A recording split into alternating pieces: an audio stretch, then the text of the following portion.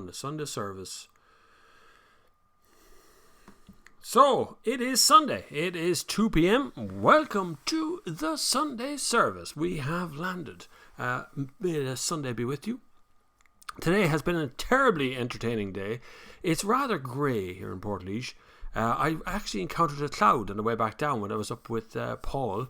We were filming this morning, myself and Paul. We were filming something that can only be described as madness, I suppose. We got a golf buggy, a petrol-powered one, and we drove down to a bog and got mucky. And I still haven't changed my clothes. I've only come back in. It's absolutely brilliant morning, I have to say. We did some brilliant filming this morning out around the bog and had such a good fun, good crack, just doing it for ourselves and doing it for the laugh. So that video will be out not next week, probably the week after next. Next week, I actually have 2 trips back to back. I will be away very quickly next week.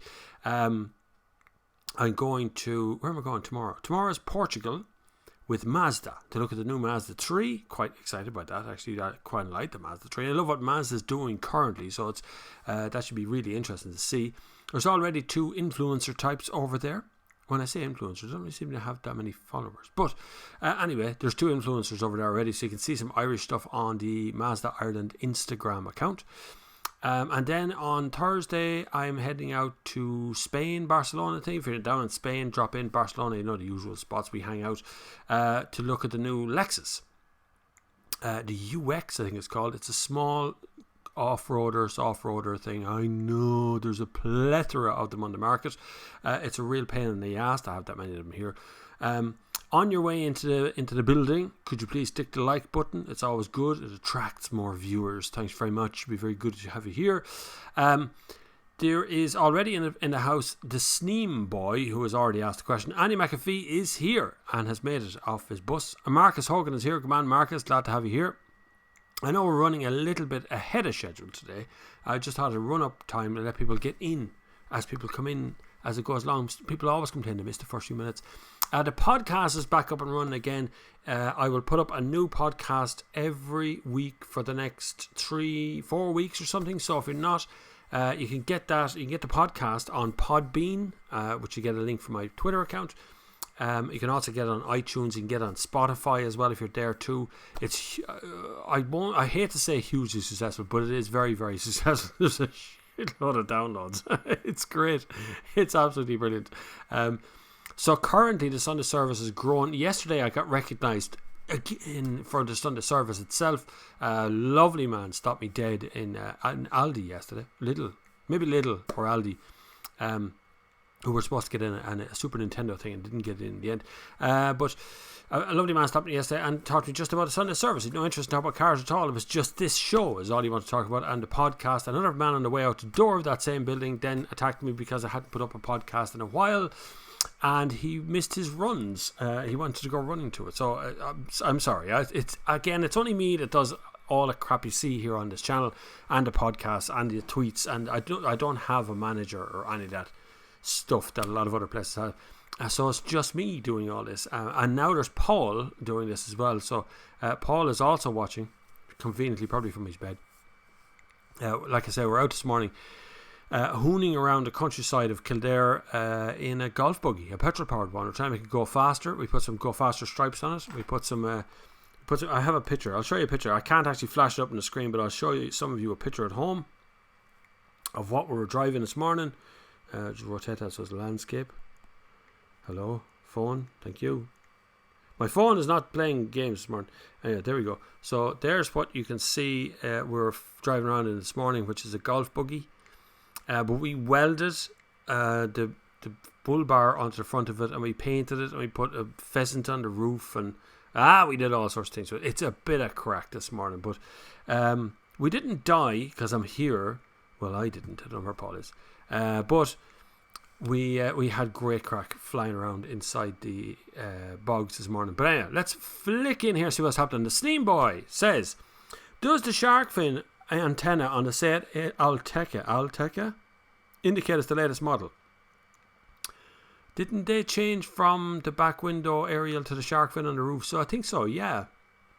As far as I know, it is. Now, I'd have to check that out to be sure, but I'm fairly sure it's there. Yes, it is. Marcus Hogan's afternoon, Bob. There's somebody put in £2 straight into the kitty. That's very kind of you, whoever that was. I don't have a name because it says message retracted. Doesn't tell me who sent that, but thank you very much. Putting £2 into the Sunday service kitty. All donations are welcome, of course. All donations will get you a little step closer to automotive heaven. What are your thoughts on Lexus CT200H hybrid car? The original one was rubbish. Now I have to say I don't like it at all. The original one was too light and too cramped in the back. Funny little car, looked weird on the outside. There's a newer one that's out now that looks a bit better, but still has a bit of a ways to go. Lexus for me right now, the ES, which I put up a video of yesterday, I think. Top marks. Honest to God, I'd probably buy the thing if I had the money to buy it tomorrow. But other than that, in the rest of it, just wait and see what the UX is like next week. And I also have, there's another car that I got reviewing from Lexus, but I can't remember the name. It's terrible. I'm not good at remembering names like EX and UX and figuring out which one is which. So I wouldn't, unless I really wanted to save a lot of money on tax or something like that, I wouldn't bother with the CT200H. When I first drove it, I thought it was an awful car. It just seemed very light and tinny, and it's all about weight saving with hybrids, and Toyota and Lexus, and they try and save weight. So at some point they start to degrade how it feels on the road. But that's fine. It's okay. It can be light if you want it to be. It's difficult to keep it light and keep it cheap and yet make it feel luxurious. Zdenko has a landed. Cross 13 is here as usual. Donald Shanaghy. Hi Bob, do you think the new Seat Tarraco excellent 190 brake horsepower with all available extras costing €56,700 is worth it? It's only worth it if you can look out the window at it and be very happy with it. I do like what Seat are doing with the Tarraco. It's a very pretty car, and it's conveniently separated itself from the Skoda Kodiaq, which the two of them share a lot of stuff underneath, and manages to be a little bit cheaper at the top end as well. The Excellence is the top end of that realm. You are going to get, I think for that money, you get automatic, you get cruise control, active cruise control, and 19-inch alloys or something. There's quite a bit of stuff in that Excellence that you don't get in the rest of it, and it feels fairly special. Worth it? Can I afford it? Nope, not a hope. But it doesn't mean you wouldn't find that £56,700 is like pocket change to some people, especially if you live in Lucan and won €175 million week before last, which is just up the road here. Would I pay that for a Seat? Oh, that's hard. But everything's gone up in price, so almost everything starts in that range. Most notably, yesterday I was looking at the Lexus versus the E-Class versus and it all pops up on the screen. You see they're almost the same price, all of them. They're either over or just under 50 grand. That Golf buggy looks some crack. It sure was. It's on my Instagram. If you want to go over to instagram.com, just search my name, Bob Flavin. You'll find me there. The easiest way to get in touch with me, by the way, if you really want to, is just Google my name. And whatever comes up as a top answer, either leave a comment on a video here, because I see all the comments anyway, but there is millions of them. Don't bear in mind that getting in touch with me through the comments here can be hard because there's just millions of comments. You can email me, which is the same email address I use on PayPal, so if you want to make a donation there, you can as well. It's bobflav@thenextgear.com. PayPal.com for donations, Super Chat, or Patreon if you want to use Patreon. There's quite a few Patreons now. It's about $100 a month actually, which doesn't sound like much, but it means an awful lot because I get to buy things like lights and wipers and fun stuff like we're doing with Paul now as well, out and trying to get that the whole the garage thing up and running. We'll come up with a name for it eventually. I'm trying to turn on the light out of the light. We'll come up with a proper name for that after when time passes, but we'll get there. That's just a question of what we're going to call it and why we're going to call it that. That's what we're after. Turn on the light a bit. Next Sunday service to be done for the back of seat of Paul's car. That was discussed today, and we discussed it today to have myself and Paul do a Sunday service together. Paul has never done live YouTube. Paul's never done YouTube, really. Paul's actually been on television before, so he kind of knows his way around being in front of the camera, but he's never done live. Live is pretty hard, and I know I've seen a good few people try to copy what I'm doing here in the Sunday service and how awkward it looks when they're doing it, how hard it is. I watched some streamers the other day on Twitch, and it was awful. Just sit there silently watching them playing games. They're useless. They're useless. And because I watched it because a fella said to me I should do games and stream them on Twitch. But I didn't use Twitch before, and it seems like fun. But we'll see about the future. I don't know whether I can keep that sort of level of stuff up as well. Robert Van Zandt says, Bob, how's life? Washed the car for the first time in 2019. It was filthy. Do you know it's nearly March and you're only watching the car now? Well, in fairness, we washed our car for the NCT. I didn't really wash it after that. But then we do a lot of, whenever we wash it, the car, we do polish it as well. So that happens as well. Sandals. Hi, Bob. What do you think of a VW Transporter 1.9 TDI? One of my favourite vehicles is the Volkswagen range of vans. Caravelle, Transporter, California, the bigger ones, of course. When you go outside of that body shape, you get the bigger ones as well. But I think they're a good car, good vehicle. But a van does a very certain kind of job. There's two kinds of van drivers. One is the van represents the business, like the business I work with currently, which is greenfeet.ie. We have a fleet of vans there. There's 10, 11 vans, I think, on the road at this stage. And there's a mix and match of different kinds of vans. So we have some Nissans, we have some Renaults. There's a Peugeot in there, I think, as well. There's a Volkswagen Caddy in it as well. So there's a mix and match of brands.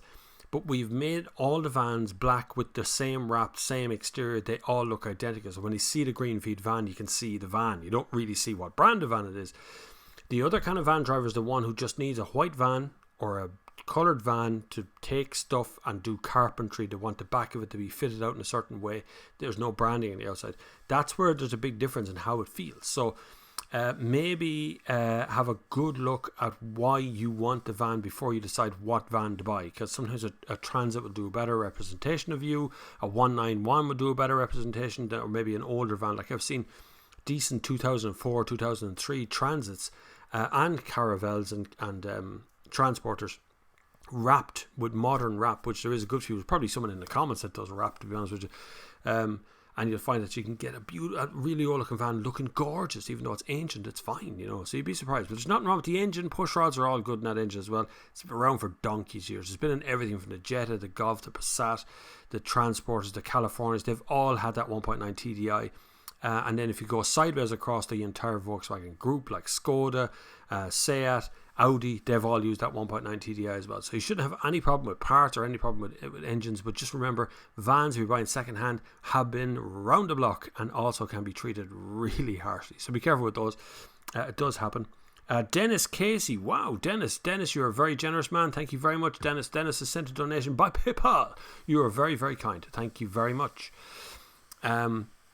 Cross says, I've been looking at maybe getting a golf buggy to put around my farm, convert to lithium and add 4-wheel drive. Do you know what? If you could see what we did this morning in a standard petrol power rear wheel drive golf buggy, you'd have no fear of driving around a van. Paul drove that into a bog. It got properly bogged down. We had to tow it out. But it was really, really capable machine. I was so surprised with that power that comes down. It all gets, because there's no, the diff isn't there. The engine is sitting on top, nearly on top of the wheels. It's under your arse, under the seat that you're sitting on. But the engine's on top of the wheels and the thing just absolutely flies along. It was lovely yoke. Stupid, but really fun. I had a fear we were going to die, but we didn't, which was good. And now McHugh. Good afternoon, Bob, and all the fellow worshippers of the holy refinery of the saintly order of horsepower. I like it. What did it say in Mad Max? That thing did it go? V8. Oh, V8. Worship the V8 stuff. I love all that thing. That's all deadly. That's the best. Niall, we might use that in future. I might put that written behind me next time. The holy refinery of the saintly order of horsepower. Good stuff. Good evening, everyone. We hear it is afternoon here, thank God. Marcus Hogan. Had my first ever college rowing competition on Loch Earn next weekend, but woke up from my nap so I could watch the Sunday service. Good for you, Mark. And you got to wake up. You can go those there and see. What you do is, if you have a phone and you have a Chromecast, you can actually Chromecast this directly onto your television. So you can have it lie on the couch and watch it on the telly. It's always nice to have it on telly. What is the purpose of used car showrooms? To sell more used cars would be the main purpose behind the used car showrooms. Used cars are I know it says used car especially behind me, but used cars are kind of in trouble. A lot of people don't want us importing used cars from the UK. I'm okay as long as someone's getting the proper deal. If you can get a better deal in the UK, then that's the fault of the market in Ireland. That's the artificialness of the market here, if you have to go to the UK to get the car you're looking for. At the same time, I would be very conscious of the fact that we have jobs in Ireland we need to protect. We also have Brexit upcoming. We don't know how that's going to happen.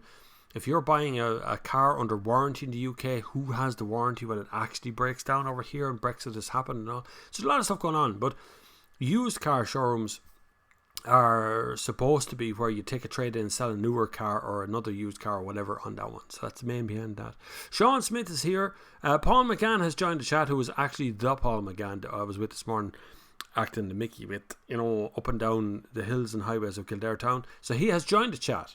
He doesn't have a YouTube channel, but he will be on this channel in the very, very near future. You'll see more of him. And I know we had a half hour, but you'll see the next one. If you thought the Mercedes one was mad, the next one's going to be madder. Charles Costa. Dennis Casey, if you asked a question, I'll get to you in a second here. Charles Costa. Hello, Bob. Thanks very much. Charles, I hope you guys are having a good Sunday. We are. So far, so good. We are 13, 14 minutes into this already, so we're laughing. Paddy Downey. Hi, Bob. Recommend a sporty family car SUV that will take 2 older kids, neither in boosters, 1 newborn Isofix, 7-seaters need not apply, VW Tiguan, R-Line, Golf GTI. You are going to be looking in that realm, yes, and you're not going to be able to get something like the T-Rock, the smaller one. None of those will do. So the likes of the Volvo XC40's out. It's going to have to be XC60 upwards. The Tiguan 7-seat, or all speeds, I think you call it, is actually not a bad looking car. I know you don't want 7 seats, but as a Tiguan goes, we're looking at Tiguan, the all space version of it, is a bit pricey, but it's bloody good. Golf GTI does definitely have Isofix on both sides, so there'll be 2 Isofix in the back, 1 either side, and you will get 2 more kids into the middle of it, but it's not going to be long range comfortable. That middle seat in the back of GTI is a little bit, it's lifted, so it's not really supposed to have someone on it. But definitely look at, would you go Skoda? I don't think the Karoq will do it. You'd have to go Kodiaq. Superb might do it as well. There's a few in there, Paddy. There's a good few of them. The best solution I can come up with most of this sort of stuff is to take along the Isofix seat on the day that you're looking at the car, put it in and use the thing. A lot of dealers make people feel uncomfortable with doing that sort of stuff. Well, you know what? Tough. You have my full permission to bring along the Isofix seat and actually hook the thing in and see how hard it is to hit the whole lot in and make sure it all works and fits. A lot of parents who are going to buy a car don't even bring a pram with them. They leave the kids at home to go and choose the car. But sure, the kids are going to be stuck in the bloody car with you for as long as you have it. So you might as well bring them with you. Bring them along on a test drive. Always bring them along as much as you can. Frank Metcalf is in the house. Frank was disgruntled at my review of the Lexus ES because he owns a GS, which the ES now replaces GS. But that's okay. It's fine to be disgruntled because that's why I make the videos. But Frank is a Lexus fan and is one of the great fans of the Sunday Service and the Sunday Service over on our Facebook page, which you can join at any point. You just go to facebook.com and find the Sunday Service community over there. You'll see my silly face on the list. And either myself or Andy McAfee or one of the lads will approve your membership so you can get in. We close it down so it's not, so you can comment all you want and the car companies won't see it, or whatever it is you want to talk about won't come up for, it won't be in a newspaper, put it that way. Although there is some journalists in it. A horology blog has come here. Horology is the study of watches. You're right about the prices. It's 100k plus for the good spec SUV now. Will hybrid X5 and GLE cut out VRT by about 20k? The big problem is right now you've got 2 factors that are happening very heavily in the Irish car market. One of them is VRT, which is vehicle registration tax. All cars pay it. It's based upon how much stuff is in your car. So it's all about the options. How many bigger wheels attract more money. It goes up and up and up. But also is CO2 emissions from WLTP is also driving the prices up. Some would say by about 28% by the end of this year. Now that's a big jump. So that's cars that were 25 grand going up to cars that are more like 35 grand. It's adding about 10 grand ish to the price of every single car. So it's not getting anywhere nice, And in answer to Paul McGann's question, is this coffee or tea? It is coffee, isn't it? I think it is. Mark Howells Prescott says, Good afternoon to you and your family. What a lovely day. Keep up the excellent reviews. Thanks very much. It's grey here, kind of foggy, but it's okay. The butcher has been advised, but I've had a look into the Qashqai. Qashqai, yeah, that's going to be replaced, I think, soon, though. It could be a little bit old. Paul was drinking Lexus. He was drinking a Lexus recently. That's true. Brian O'Donnell. My whole family just walked back into the door. Brian O'Donnell says, saw a Lexus CT200H but had mixed thoughts, but thought I was going to be my 2015-2016 Mitsubishi Outlander FEV. It's my budget. Keep for 3 to 4 years till EV have a good range and better prices. That's true. The market is right now up and down, mostly up mainly. Over the next 4 or 5 years, you will see prices stabilise for things, particularly when you find out where Brexit is, particularly when you find out about fuel supply, which is another factor to bring into mind, because the Middle East isn't quite overawed by the fact that we're all moving away from petrol and diesel, because they make a lot of money out of that. Actually, they make their gold-plated Lamborghinis are all based upon the fact that you buy petrol. So they're not terribly thrilled about that. So there's a moment now where we're all kind of, are we going all electric? Are we not going all electric? Are we going to mix the two? Is there going to be a step down factor? Which could happen as well. A step down could also happen as well. A lot of people moving to hybrids and PHEVs are just stepping down to the next thing. The Lexus is a good way of pointing out that you can still have a big engine, 2.5 litre petrol, strapped to a hybrid underneath and have a bit of fun in a car and have a bit of sport and not worry too much about charging, because it's not PHEV, it's just a hybrid, just like everything else in the Toyota range apart from the Prius, which does actually have a PHEV version. It's proving odd to try and move from one to the other, but we'll see. As we won't know till the end of this year how this happened. That's why this is more about used cars today than new cars, because I think a lot of people are looking at the used car market right now, because right now is a good time to buy in the used car market. This is a good time to start buying cars, because the trade-ins from January, February and March the deliveries have taken place and cars are starting to build up on forecourts and stuff. It's a good time to buy. Also, if you're going to buy a new car, buy at the end of a month. And I mean like the last day of the month. Walk in on the 31st. Between the 28th and the 31st, I'm sure every dealer just went, oh no, he's done it again. I did this before. Advise people just to walk in the end of the month and buy your car then. Don't make any appointments, just walk in and buy some. They'll be desperate for sales at the end of the month. Plus the market is down this year, so it's difficult, in a difficult spot. Steve B is in the house. Come on, Steve. Marcus says, I'm only 21, yet I'm obsessed with Swedish cars. All of my friends think there's something wrong with me. If I won the lottery tomorrow, I'd buy a Volvo V90, although maybe secretly an Alpine A1102. I don't know if I'd bother with the Alpine. It's alright. Looks alright. It's not... I wouldn't be too excited about buying it. I'd buy an XC90 T8. Video coming of that soon. I'd have one here for a weekend. Outstanding car in every respect. It looks fantastic. It goes well. A beautiful big fuel tank. The fuel tank is made bigger. I think it's 70 litres or something now, but it was a lovely thing to drive for the whole weekend. I thought it was an outstanding vehicle. So T8 Volvo XC90 is on top of my list, along with that Volvo or the Lexus ES. Gorgeous car out there. And the V90 and the S90 look so good. I love the V90 though. V90 is where my heart is. S90 looks a bit funny on the back, a bit polarising. I prefer the V90, the estate version of the Volvo is absolutely gorgeous. The best interior in the market as well. Ray Gray says, hi Bob, what would be the top 3 unreliable cars to buy? Unreliable. You'd kind of have to go by brand, and I don't tend to go too much by recalls.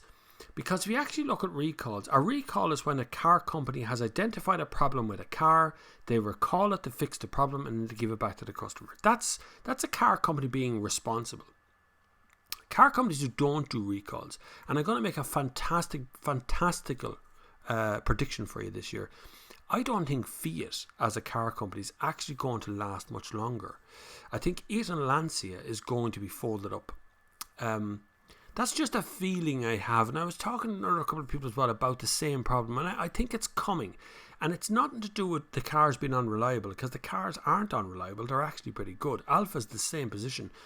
I just think from a business sense, it's very hard for Fiat Ireland, Fiat UK, to continue existing and not offer new product. If you look at what Fiat's offering right now, there's the X500, the Fiat 500, years old, 2-door, no electric version of it that anyone really wants to talk about. It's got such a limited supply when it comes to electric cars.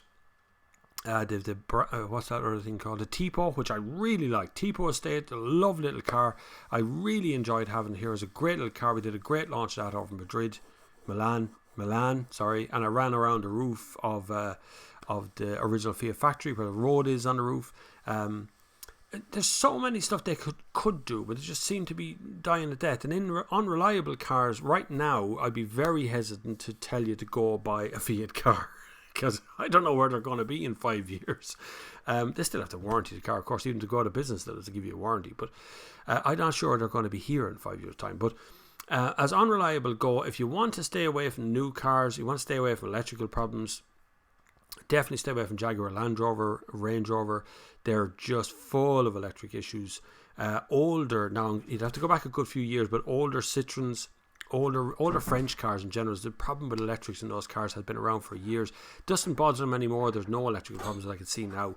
They haven't even had a recall on electrical problems. So the current model cars for the last 5 to 10 years should be okay. But as unreliable goes, really a car is unreliable basically by how it's treated. If you treat a car really, really harshly, you're going to get an unreliable car. That's just the life. That's just the way it is. Rishi Harani says, "Hey Bob, amazing review of the Lexus ES.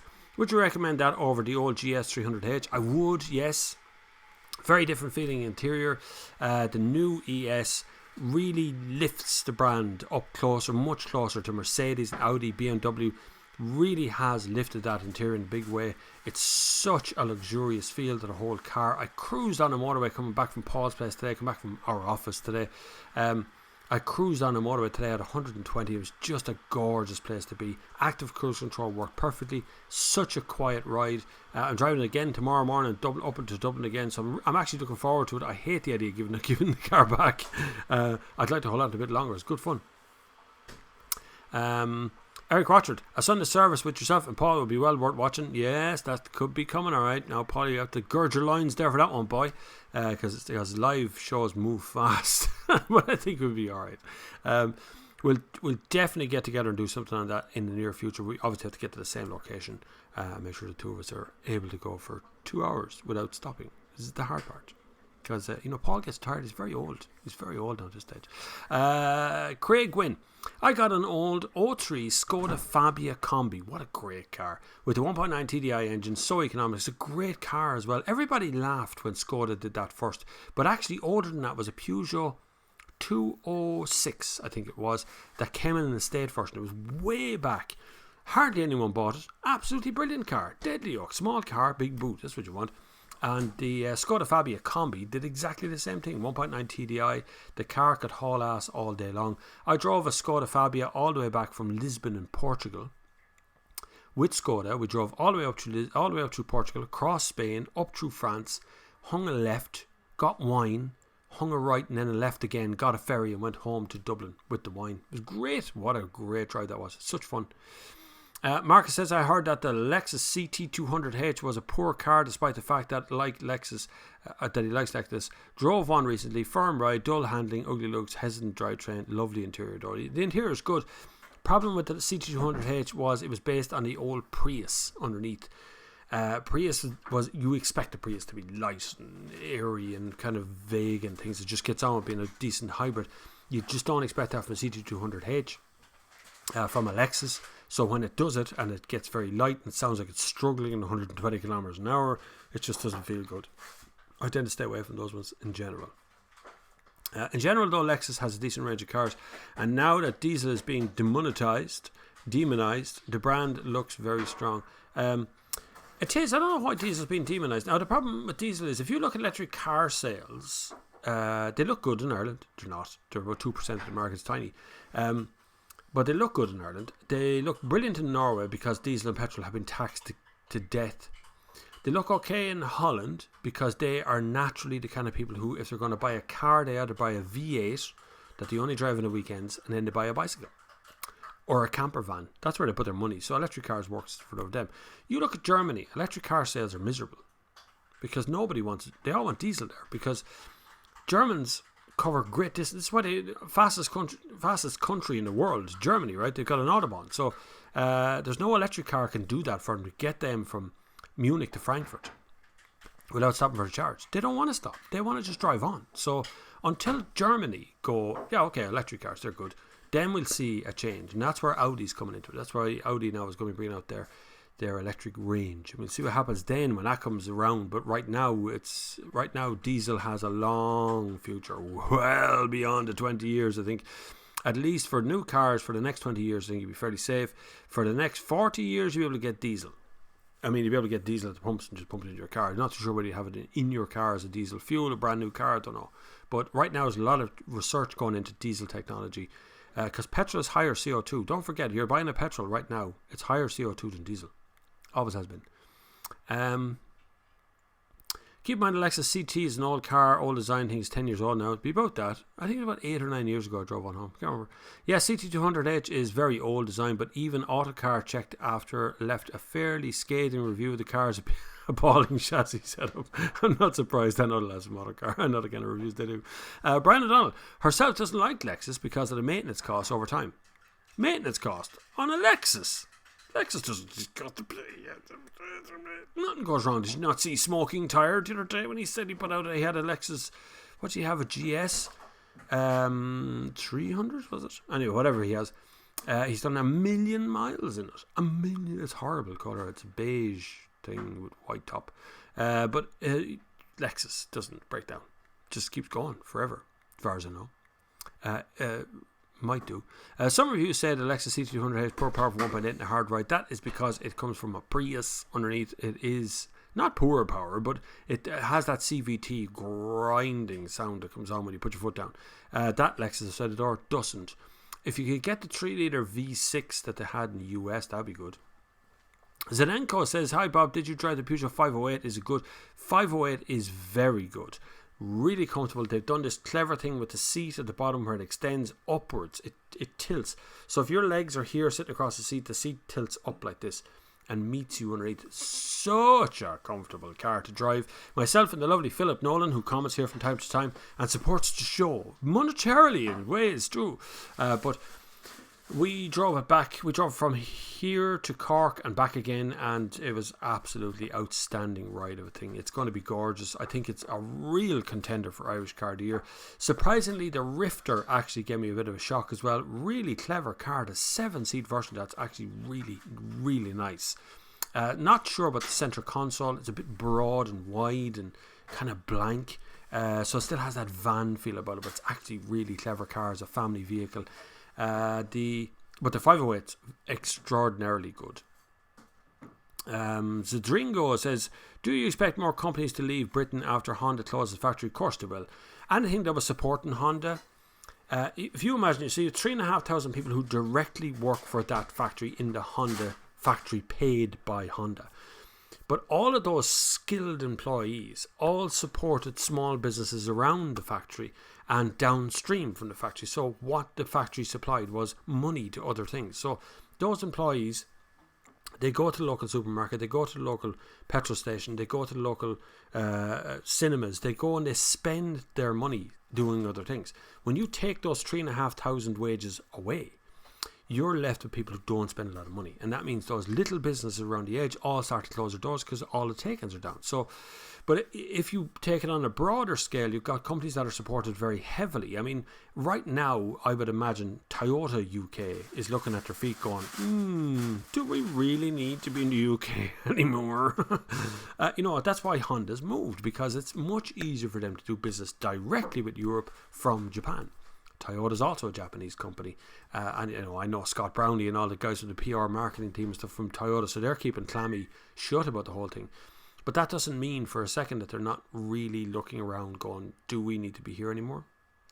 So you will see more and more of these companies who, it's not because of Brexit, it's because of the uncertainty that Brexit is bringing to the country.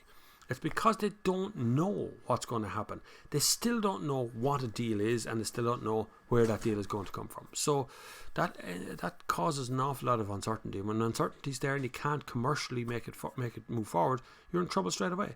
So used cars are climbing here, and new cars are falling. Jamie123. Couldn't count there properly. Sorry, Jamie, I missed that there. Hang on a second.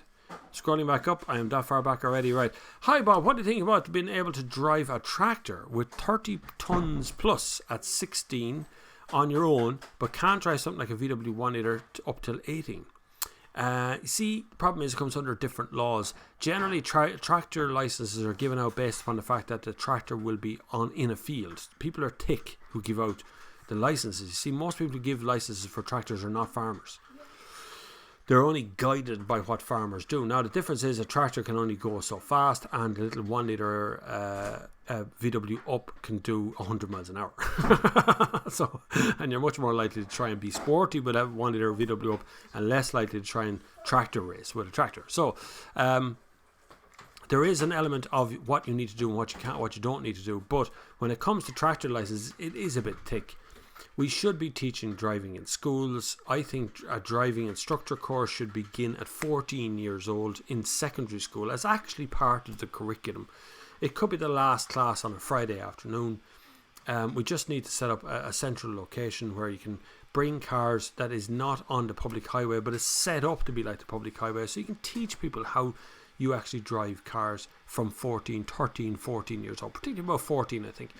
So every week or twice a month or something, you go and get a driving instructor. But by the time you are 17, you are very competent in driving because you've been doing it for 3 or 4 years in a safe location. So when you're 17, you get a license. You're not driving out onto a main road in the blind stupidly. But tractor licenses, yeah, I know, it's just been a given over the years where you can get permission to drive a tractor across a field, and kids have been doing it for years. You know, all kinds of accidents could happen there, but it's actually quite rare. I know farming accidents are quite high, but accidents with tractors are actually quite rare. But I'd like to see the insurance claim when a tractor is hit by another car and the person behind the wheel is 15. We'll see then what happens. All right. Cross says, my biggest complaints that are the VRT is double taxation because it's on the post tax price, and that revenue often pull open market selling price out of their hearse, which is rare. Cars can be hard to dispute. You're dead right. I've had multiple people talk to me and tell me about the open market selling price that revenue has given them on their car, and it being nearly double what the actual open market selling price of the car is over here because it's got a different engine or whatever in it. So there is the problems is VRT was used by Bertie Ahern, that man you keep hearing about on television every once in a while, the bane of the whole wide world, the man who brought the entire system to a crashing halt. That never really used. A Minister of Finance who didn't have a bank account. Minister of Finance carrying around cash in a suitcase around Dublin. Imagine that. But anyway, let's go back for a minute. He brought in VRT as a protection step for Ireland to stop us bringing cars in from the UK. This was the whole point of it. Now, you can debate it any way you like, and I'm sure car companies out there are going, oh no, he's going to tell them how VRT came around. But this is how it happened. So it's quite simple. What happened was there was an awful lot of imports coming into Ireland because people were realising that you get a much higher spec car in Ireland for much cheaper. Does this all sound familiar to you? So what they were doing was going over to Manchester. They were buying their car in a Manchester dealership and driving it back on the ferry. Really straightforward. And then Northern Ireland got involved. Well, you know what? You could go up to Belfast and buy your car there, or Derry, or you could go to, sorry, I should say London, Derry, shouldn't I? But Derry. You could go to Newry, Glasgow. You go to any of these places and you could buy a car, and it seemed much cheaper or was much higher spec than we were getting in Ireland. This was the fact. At the time, a Volkswagen Golf in Ireland didn't come with a bloody tape deck. It was an optional extra. Windy windows in the front. The UK was getting 5 doors, electric windows, CD players, air conditioning. They were getting them as standard. We weren't. Hence, the lobbyist groups went to the government and said, listen, do you know what we could do here? If we just tax the car as it comes in on the ferries, we could stop this importing. Europe went, you can't tax the car. That's not fair, because they can go over to France and buy the car there, bring it in, and then, that's fair trade within the EU. You're not supposed to be able to tax a special tax for anything bought within the EU, and England was part of the EU at the time. So what it did was, to get an Irish registration plate on said car, they taxed the registration plate. Vehicle registration tax was born. Then it became part of revenue, so it became part of taxation, and they were able to spend it and build hospitals and repair roads and take a break from the whole world. And we had no problem with it. But now there's a problem again. So now it's double taxation. Now we have tax on tax. So now you pay tax, which is VAT, on the car coming into the country, normal tax. Then they put VRT on top of this tax. And then they do an open market selling price to figure out what the VRT is and the double tax you. And it's all included in the retail. Complicit in this are the car companies, are the SIMI, is the government. They're all complicit in it, and nobody wants to talk about it. Nobody wants to get rid of it. I mean, it's not that hard to get rid of VRT. It's really straightforward, actually, indeed, to get rid of VRT. Everyone goes, what happens to the price of the second-hand market? It'll all be over in about 30 days. You devalue all of the stock in one foul swoop. You go, right, now the whole price is all set. And away you go again. Sorry, end rant right there. Zadringo.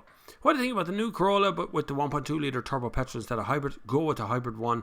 1.2 turbo petrol is fine, but it is a turbo. Small turbo petrol engines I don't think they're going to do well over time. I just can't see these very stringent, very difficult to maintain these high performance cars. They are high performance. I mean, you're getting 120, 140, 150 horsepower from a 1.2 litre petrol engine. They are under pressure. I just can't see them lasting beyond 5 to 10 years, really. So hybrid ones will do a better job at that because they've got battery backup, and the pressure's not on them as much. Frank says, disgruntled? No, I said I liked the review, but the ES not come up to my expectation. GS better quality. I agree with you. Funny enough, I actually sat in a GS yesterday evening. There was one in Aldi. Was it Aldi? Little. Someone drove up to me and said, I see a review. Here's a GS. And I sat in, and you know what? It feels like a mahogany sideboard inside a GS, whereas the ES feels a bit lighter, but still manages to be luxurious, but just lighter somehow. I'm not sure how that works. Alan Howe says, who dictates car depreciation, and why is there such a large amount lost in the first 24 months? It used to be a couple of companies. So the dictation comes from the car industry themselves. So what happens is a dealer will try and figure out, will someone pay 10 grand for a Corolla, right? So they just go, right, 10 grand. So I'm going to put that up for 10 grand. And then there used to be someone would come around to dealership and they'd take notes of what cars were selling for, and they'd kind of get an average price, and that would become the average open market selling price of a car, and that would dictate its future relevancy. But actually, it's dictated by how much you pay for it. So if a car company puts a car on the market with 50 grand and nobody buys it, I guarantee they'll drop the price to 40 grand. A good example of that right now is the Ford Focus. The current model, a brand new model, it just came out. We were at the press conference. They hadn't released the prices of it. Nobody knew the prices of it. And they said it was going to start at 25 grand. The whole room, all the journalists in the room went, whoa, that's pricey. And like that, a week later, it was 22 grand. Because the journalists were going, nah, that's too expensive. No one's going to buy that. So it's not us that sets the price, but the car companies float a price. They hope it's around the right price, and it's based upon what the competition is charging, how much options and extras the competition is give. So there's a big debate about how you price a car, but realistically, it all comes down to how much you will pay for it. If you won't buy it, if you don't buy it, same for phones, same for laptops, computers, whatever it is, if you won't buy it, the price will go down instantly. Cross says, heard about inverter motor failures in the XC90. I heard it from a few on the effect of being fixed under warranty, but it's not an excusable problem. I didn't hear that one, but it could be a thing. I don't necessarily hear about warranty issues or things. They don't talk about those sort of things as journalists, because just we tell everybody.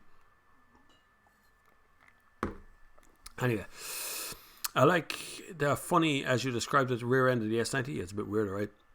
Jose 9000, what a great name. Afternoon all, good man, Jose. Don't forget, you can support the channel here on the super chat if you want to click the $$ sign down the bottom there and make a little donation. You can do it on PayPal, which someone has done this morning already. I still haven't seen a question from you, funny enough. Dennis Casey has supported us on super chat on PayPal or Patreon. If you scroll up a little bit, you will see links down below. This will go out as a podcast in a couple of weeks time, so if you listen to the podcast, well done. You can still support the channel the same ways. Andy McAfee says, reference recalls, I see it more and more these days as identified an issue, denied it exists for long as possible to get exposed, and then recalled, now greater backlog to sort it out. That is a problem. And to some degree, we are, as consumers, we are the test bed for new cars. So they can only test for so long before the car just has to be released. And when it's released, then people go, this is wrong. The door doesn't open properly in the back every time I want it. And then it becomes a problem that has to be, how many have we got? What's the problem? Where did it come from? How long has it been there? How many cars are affected? Is it dangerous is another one. If it's the braking system or what is it that's causing the problem? There's a lot of stuff happening. Sorry, I'm drank too much coffee there. Mamin says, Bob, what do you think of the indirect TPMS such as used by Honda? Yesterday it triggered and pressures were fine, but there was a rather large stone in the treads. Could be that trigger is indirect TPMS. It's there's a lot of new sensors and things gone into cars, and some of them are a little bit overexcited. I mean, because they're afraid of getting it wrong. So there's an element of they get a little bit out there when it comes to those pressure things. So a change in like a stone being trapped inside or a big nut going up inside, even though it's not a puncture, it's triggered the system inside because the pressure's changed. The tire pressure monitoring system, not puncture monitoring system. So a lot of people get confused with that. So having a big stone stuck between two treads actually does change the pressure in the tire and will trigger off the system. But it can also be just it thinks the pressure is being lost out of the car as the pressure changes. So all it's doing is monitoring for pressure changes, usually sudden pressure changes. It doesn't do so well on a slow puncture, funny enough. Sometimes it just triggers at the last minute and the tire is already flat. Other things that are coming in as well as crash detection, things that pull your seatbelt tight, cars braking for you and stuff. I've noticed them in modern cars now, and they trigger at the weirdest time. Sometimes there's nothing at all on the road.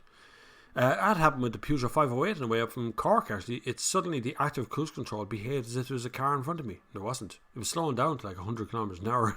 There was nothing there. Peter Halzet, if anyone wants to know, I am answering questions from 2:24 p.m. So I'm a little bit behind you. Bear in mind, when you ask a question, there will be a lag until I get the question. So if you ask it twice, it just shows up twice and drives you nuts. Peter Hallis, hi Bob, great show. What would you recommend as a replacement for my high-spec UK import 2012 Mercedes CLS 350 CDI? I want the refinement and power of a big engine as well as good looks, but you don't want hybrid. So big engine, you're going to be stuck with either you're going to have to buy something like a BMW 6 Series. You could buy it. There's a 3-litre V8 or is it a 5-litre 4-point something V. There's a V8 version of that in petrol. If you want a diesel one, again you're still with the 6 Series. If you get a 6 Series Grand Coupe, beautiful car. You get a 3-litre TDI engine in that, absolutely gorgeous. Other ones to look at as well as Audi A7, outstanding looking car, really nice inside. It's not as comfortable as a 640 Grand Coupe, but it's more firm, it's more sporty. But it has nice cool stuff like the little spoiler pops up at the back. That's if you don't want to stay with Mercedes, of course. If you want to stay with Mercedes, you could buy the newer version of your car. It's still out there. It looks good. It's a very pleasant looking car, very nice car to drive. But that is where it ends. After that, you're going into Volvo, which Volvo is getting rid of diesels. They're definitely on the way out. I got a press release the other day from Volvo saying that they're going to be putting all their cars as hybrids or electric, all petrols from now on, and that's where they're going. So it's a difficult place, but that's what Volvo's taking that big step. Because Volvo doesn't sell that well in Germany either, so I suppose that would be it. But there wouldn't be much out there in regards of big diesel engines left. A lot of them are trying to run away from them right now. Audi, Mercedes, BMW were the only ones. Even BMW is trimming down on their big diesels. Really is only Audi and Mercedes left doing the big diesel stuff. Dean says, hi, my dad, who's 85, congratulations, 85 years old is an amazing place to be, finds it hard getting in and out of my mum's car. The doors on her Corolla Verso are quite narrow. Can you recommend a car that wider doors and is higher up, maybe a Fiat 500 LX? Funny enough that you said a Fiat 500 LX has actually got wide open doors. I mean, they just open, pull up and wide. Now, I'm assuming your dad needs to reverse into the car, as it does when you get to that age. And when you get to that age, I reverse into cars. When you get to that age, you don't put the one leg into the driver's seat and then kind of swing yourself in. You tend to, we'll say, back up to the door and put your bum down the seat first, which is why you want something taller. The ones that usually fare well are Ford Kuga, because it's not very tall. If you could, the old B-Max was actually the best one that I'd ever seen. I'm just not sure they do them as much anymore. The Ford had this ability in that car. It was at the perfect height for more senior individuals to sit into. Disabled people with their problems with their hips. The B-Max actually ticked all those boxes beautiful. But other than that, failing that, of course, you're going to go for the Kuga. There's another one as well, which is and I was going to say Tiguan, but Tiguan's not great. It's got a bit of a bolster on one side. It would make it funny to sit down on. Fiat 500 LX would be the other one, which is an absolutely flat car. Great for getting in and out of them, wide open doors. And then Peugeot, the 5008, which is a bit big though, unfortunately, but very broad doors in that as well. So you get in now, there's a good few bits and pieces out there. There's a good few cars out there that will fill that need. Qashqai, but the one I keep pointing at because it has really wide open doors at that perfect height. It'll do nicely if you get in the front. Obviously the back wouldn't be as good. Niall McHugh suggests a BMW 640 Grand Coupe as well.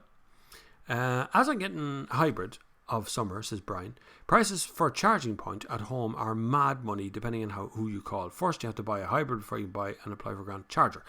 Before you can apply for a grant, you do have to be in the sales pipeline of an electric car or PHEV. You can just buy your own charger without the grant. The thing is, the grant, I think most of the chargers are 700 to 900 or something like that. They're quite sophisticated these days. And you get a grant of 600. I might be wrong on these numbers, but it's somewhere in that region, 600-700 quid. You get the grant packs, but it is a grant. You have to apply for it, and you have to have a need for the thing in the first place. I don't really agree with the grant. I know it'll improve things, but I actually think we're hiding the prices of electric cars. I think we're hiding the prices of grant system.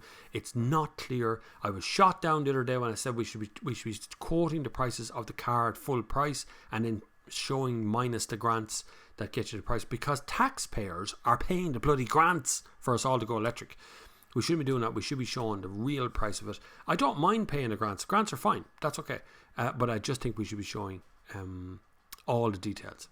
I'm sorry, this is set to top chat. Maybe I should be showing live chat. Would that be better? Now it's after flying out the bottom. My God, I messed it up now. I'm just screwing the thing up. Maybe I shouldn't have done that. Maybe I was stupid to do that, actually. I missed a few on the way down because it was on top chat. I apologize. So I missed a couple on the way down. I'm getting there. I'm still following through. Reference recons. There's a dad getting a hybrid. Oh yeah, grant for a charge. Right. So grant, the charging grant. You apply for it when you have sort of a receipt, I suppose, from the dealership to say you're buying a PHEV or otherwise. Shop around. I know there is a mate of mine who is a motoring journalist as well, is EV chargers, EV something I chargers, who Sinead McCann is an ambassador for them, so they must be alright, I suppose. I don't know, I've never used one. The only one I've ever used has been Electric Ireland put a 3 kilowatt charger in my place, and it doesn't charge very fast, but it does the job. I think it can do 7 kilowatt for home.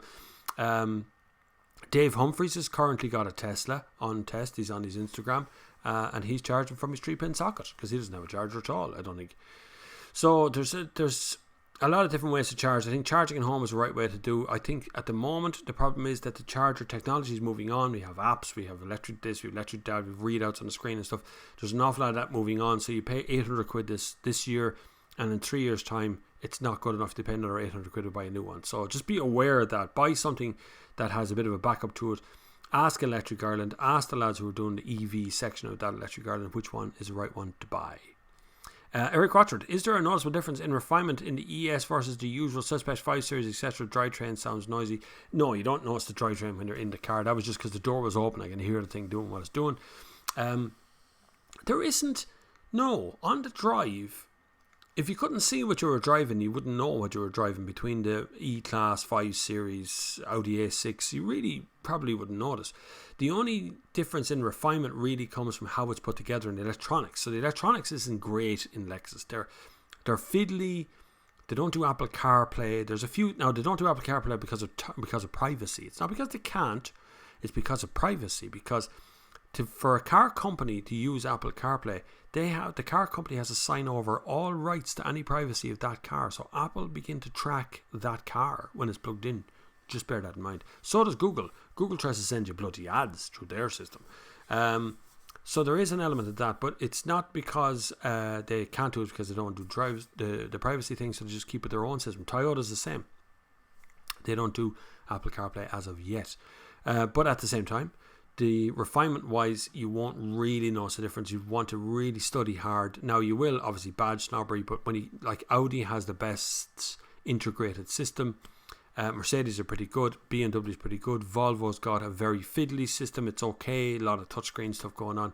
But refinement wise for the drive, nope, you will not notice the difference. The Lexus keeps up with them very, very well. Sophie O'Connor says, is the Opel Insignia any good? Welcome to the channel, Sophie O'Connor. Hopefully you hit subscribe. Thanks very much. Everybody hit subscribe, actually. All do. If you're not subscribed before, you should be subscribed by now, right? That's just keep saying those things. You also hit the super chat button if you can. But Sophie, is the Opel Insignia any good? Any good in what way? I suppose as a car, it's fine. It does its job. It gets along nicely. I'm just not a big fan of the layout of the dashboard. I think it's too busy. It looks great. The current model of the Insignia looks great. If you go back a generation or two, they look bland, pretty tired. They didn't age well. None of them did over years. And that dashboard just drove me nuts. There was a button for everything. An individual press each button over and over again. It just was really aggravating. So I would not... older generation Insignias, I wouldn't buy one of them. Newer generation one looks fantastic, doesn't drive great, feels like the suspension's not quite finished on the back of it. Funny enough, I'd always thought that. It feels very sloppy down the back but very sharp up the front. And Opel is in trouble. Opel has been in trouble for a number of years now, hence why they got bought out by PSA, which is Peugeot Citroën Alliance, and it's not helping them at the moment. We'll see if they get back on their feet in the near future, but right now I wouldn't necessarily want you to buy any Opels. Sorry, Opel. I had the Corsa GSI recently and it felt like I was driving an antique. It was great fun, just felt old-fashioned. Jose 9000, but any tips, Bob, for getting the best deal out of dealerships, negotiating the best deal for your heap of new or the near new do's and don't, rules to put yourself in the best position to negotiate. Right, that's very relevant. That's a very good question, Jose. I do like that kind of question, as it does say. See where it says used car special program. We're supposed to have a used cars, but anyway, it never ends up being the topic that we're supposed to have.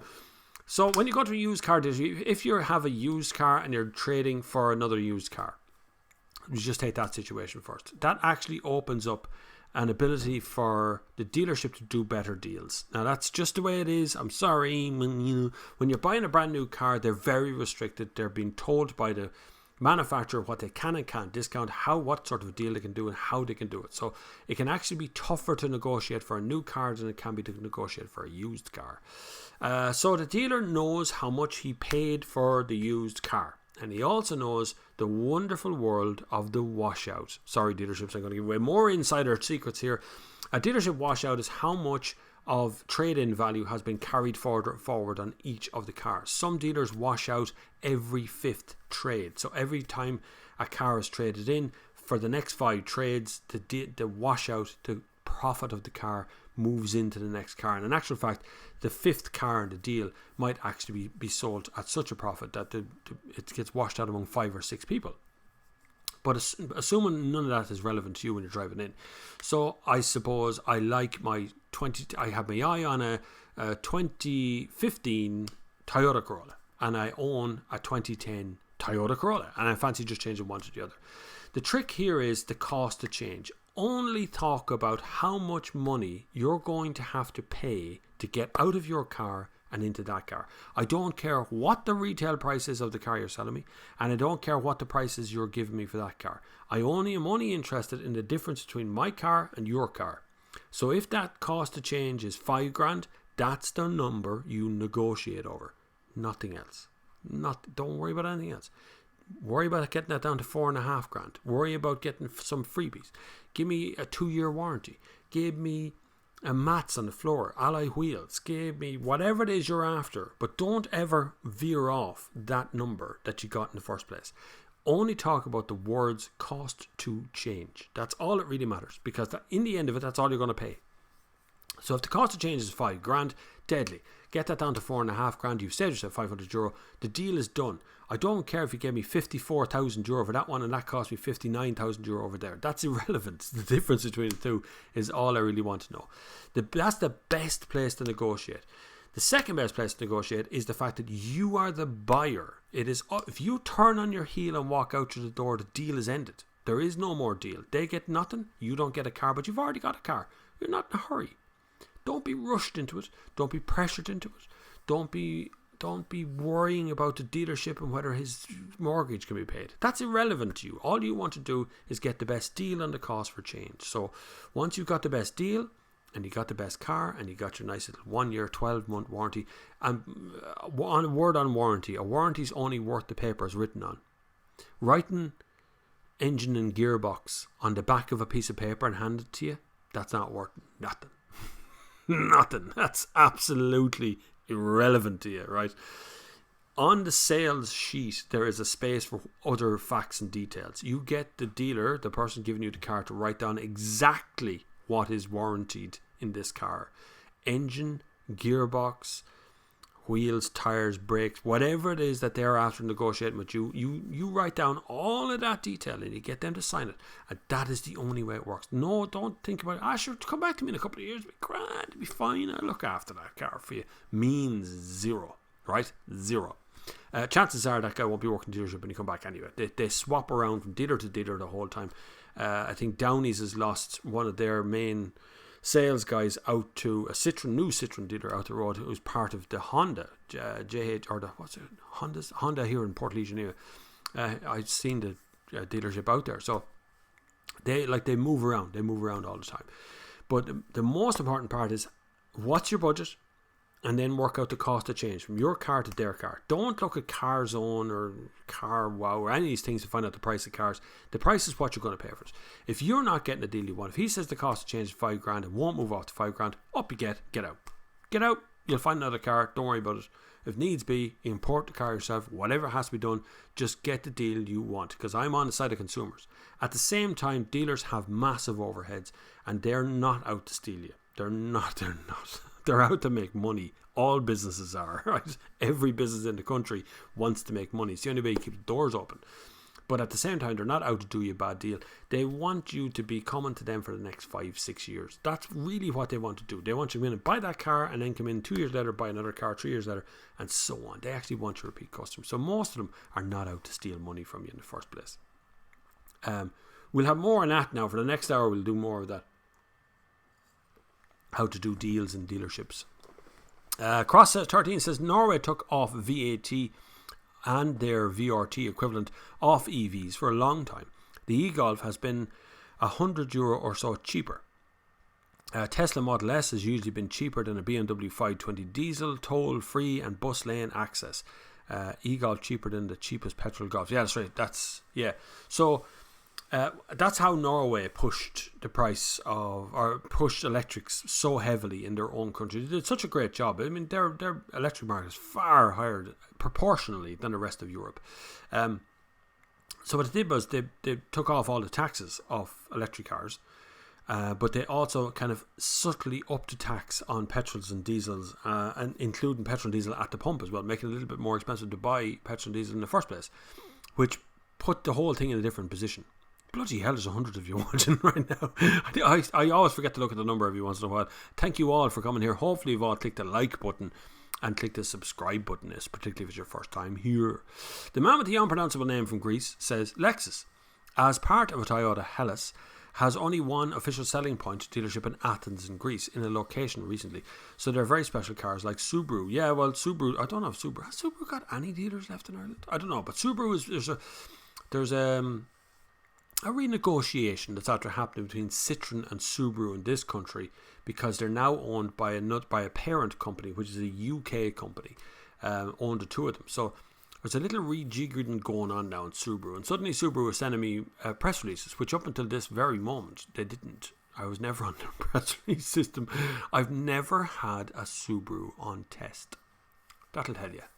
Now, even though they've got them, I've never had one. They've never offered one to me, so I don't know what they have. I never emailed it. Maybe I should. Would you be interested to see me review a Subaru of some kind? I I think the last time I had, no, that was a Mitsubishi. I was going to say I had a Subaru Impreza, but no, I never had a Subaru. Stephen Hughes. Well, Bob, loving the Sunday service. Good man. I have a question on PCP. Can you change brand when your term is up, or do you have to stay with the same brand when you bought the car? So if you're paying off the car, so if you're making the balloon payment at the end and you're buying the car, you're buying it. It's yours. You can do whatever the hell you want with it after that. You can go to whatever brand you like, move about. If you're sticking in the PCP system, so you're getting to the 3 years and you're paying your balloon payment and you want to move to another car within the brand, that's also fine.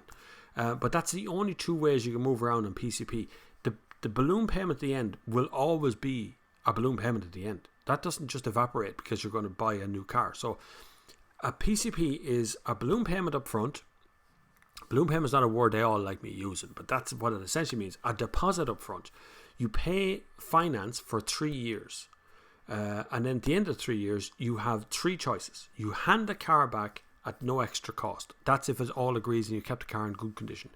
And that writes off the guaranteed minimum future value of the car. 2, you trade the car in with the same brand and they carry over that payment. The trade-in becomes the payment, and then you start a new PCP with them again on the same brand. In Volkswagen, you can, as far as I know, you can move about between the 4 brands they manage. So you can go from Volkswagen to Skoda to Seat to Audi. We can move around that way, but you can't go from Renault to Ford. Right, so you have to get rid of the payment. You're going to have to do something with the end balloon payment before you can move to something else.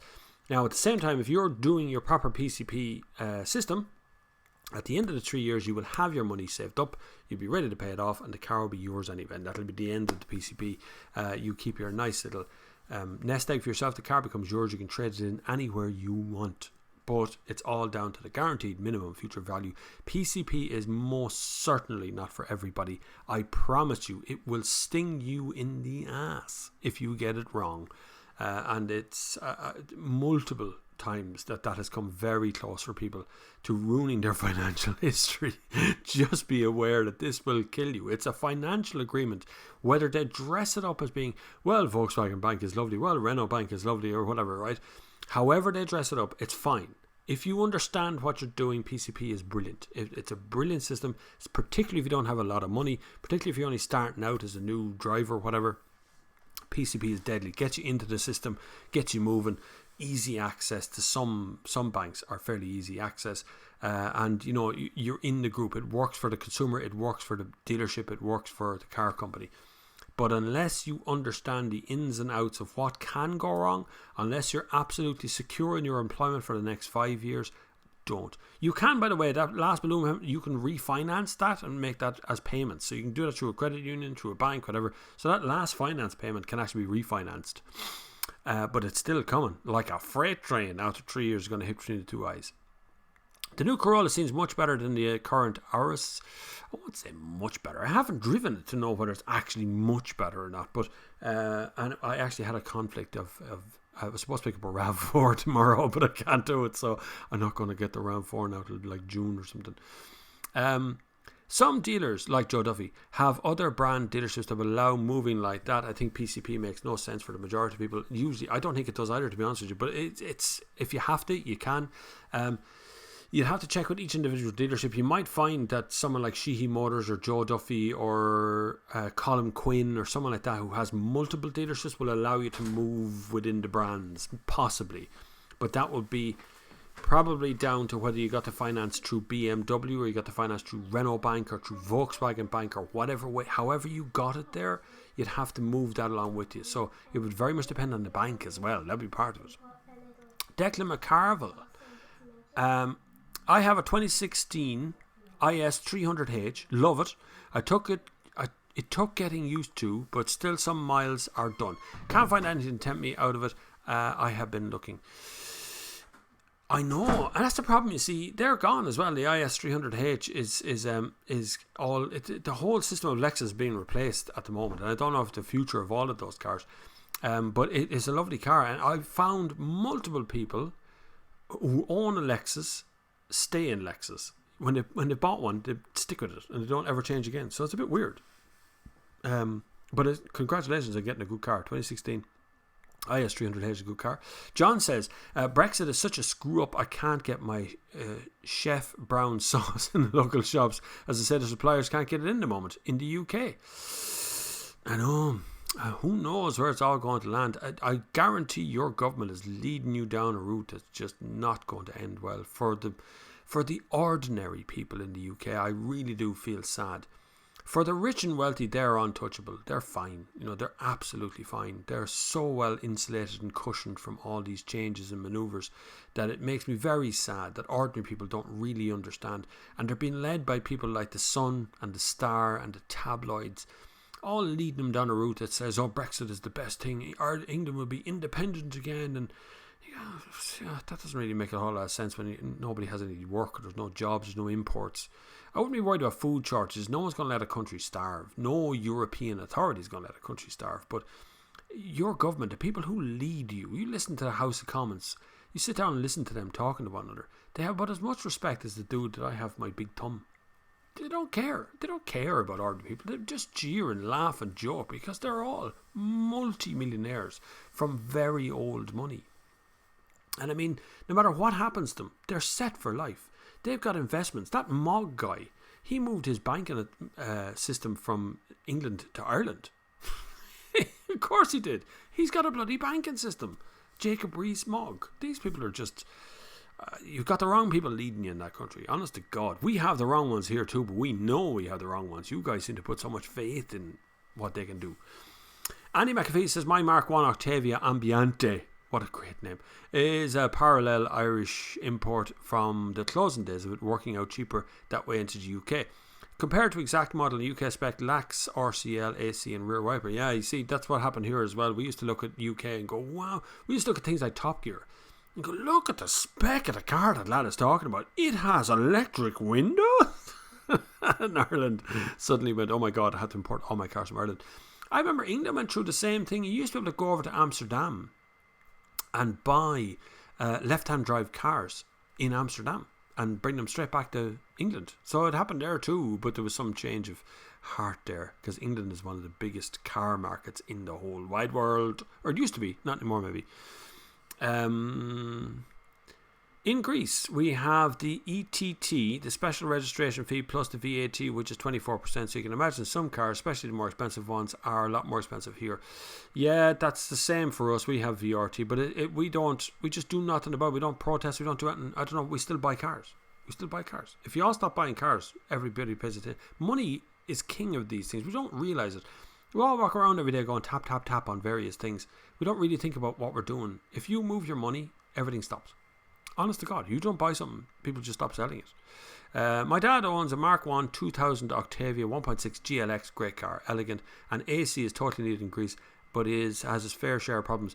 I was in Athens in 1997, and my great surprise was getting off an aircraft and walking out in the night. It was dark, and the air was like soup. It was like walking into warm soup. It was so warm. It was midsummer and it was like 9 o'clock at night and it was so hot. It was just humid hot. And then we went out and got a taxi, and the taxi's down and had no air conditioning, and the man had all 4 windows open and the air just fell in through the window. It didn't actually, there was no air blowing in your face. It just fell into your lap like warm soup. It was horrible. It cleared up the next day. It was just very humid out. I mean, we had a thunderstorm and stuff, and it was nicer the next day, but it was a tough one. Andy McAfee's Octavia is a 2001 1.9 TDI, still going strong, and it will go strong round the clock. You mind that car, and it will never stop. Really easy to repair. They're brilliant cars. A generation 1 of most cars in that vintage are brilliant cars to learn how to mind your own car. Surprising amount of people don't know how to do this anymore. They don't know. They don't open the bonnet. They don't look under the bonnet. They don't do anything. If you're going to buy a used car and you're going to buy something that's back in the noughties, so back at the 2000, 2001, 2002, some in that region, you're going to have to learn how to look after things yourself, or it's going to cost you a bloody bomb. That's the problem there straight off. I'm just checking to make sure I didn't miss something there. I'm alright now. Learn how to service a car yourself. Learn how to change. Don't be afraid of it. It's not going to harm you. Track rod ends, suspension arms, the braking system even, it's a little bit more tricky. Things can go wrong with braking systems. You don't balance the pressure properly and the car won't bloody stop. But washer fluids, the pumps, there's all kinds of things you can do in a car. That's just, all you need is a socket set. Go to Aldi, Lidl, whatever it is, buy a little socket set, and you've got everything you pretty much need to make a car go. There's a spot on an Ace Road where the layout of the overhead street lights triggers collision warnings and starts to apply the AEB on the i3. Is there really? I did not know that. Whoop, I just hopped forward. And YouTube just put up a message going, welcome to live chat. Bunk. No, that's gone straight out the screen. John says, Dean, my uncle had the same problem. He's left 6 foot around the Ford Kuga. See there, Ford Kuga. It's a better fit. That's for your 85-year-old granddad. Getting in on cars. It's very important. It's often overlooked markets are the two ends of the market usually, right? So babies are overlooked. We just kind of do the back rearward facing child seat with a seatbelt on it, or Isofix. And then the other end of the market is the very retired person. So the disability car, or the car that's someone who's still able to move, but it's just a bit more difficult for them to move. That's a bit of an issue. We tend to, instead of asking people who already use electric wheelchairs what's the best way of doing electric wheelchairs into the car, we just build a car and then give it to them. So you go, no, it doesn't fit. Oh yeah, well that's okay. Or no, I can't get in and out of the car. You know, there's no option where we can put a good grab handle to one side of the door or the other. And often cars are going uphill, so to get into the car, you've got to go up the hill, climb into the car, or you've got to drop all the way down, which is very insecure when you're going in backwards. Just try it yourself. Go out to your car, open the door, and try and reverse in by getting your bum on the seat first without tripping over. When you can't look over your shoulder, it's quite hard to figure out where the seat is and what you're going to hit. There's James Dunn in the house, the bus driver, Jim the bus driver, who met at the actual live meetup. We'll have to arrange another date for that as well. I've had a number of requests. Something I want to ask is as well, we do a live Sunday service meetup where we actually do meet each other in real life and do it on the odd Sunday here and there. But I've had an offer for Trevor to bring along his, he wants to do a clay bar demonstration for you. Now, it might be a bit salesy, obviously he's trying to sell you something, but maybe you'd be interested in that. Kyo's car valeting, he said he would do, hold on now, a demonstration how to safe wash your car, show cars, like we did a self-healing ceramic coating. Might be something interesting if you want to do that at a Sunday service. Maybe a good lesson for you to do as well. You might be interested in that if you want to. There, if you're looking as well, is the Master Barbershop in Ireland on Instagram, and myself and Paul McGann talking about what we're doing this morning on the Master Barbershop. That's some jacket, Paul, I have to say. Congratulations. Love that jacket. I didn't bring the right jacket, so I still have dirt and filth all over my jeans. Reggie Freddy says, up the Cats, boy. Come on, Bob, get behind us. Great vid, by the way, as usual. Up the Cats. What's the Cats? Is that Kilkenny playing? Sorry, I'm not a football sporty fan. I don't really know who's playing what, but if you want to say up the Cats, it's good.